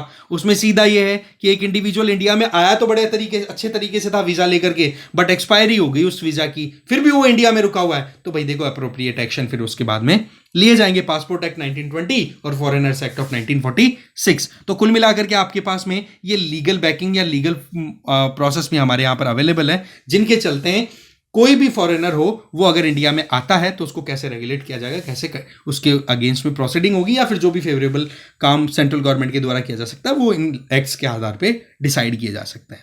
ठीक है। तो ये देखो फंडामेंटल राइट्स वाला जो पोर्शन था वो हमारा हुआ कंप्लीट। ठीक है।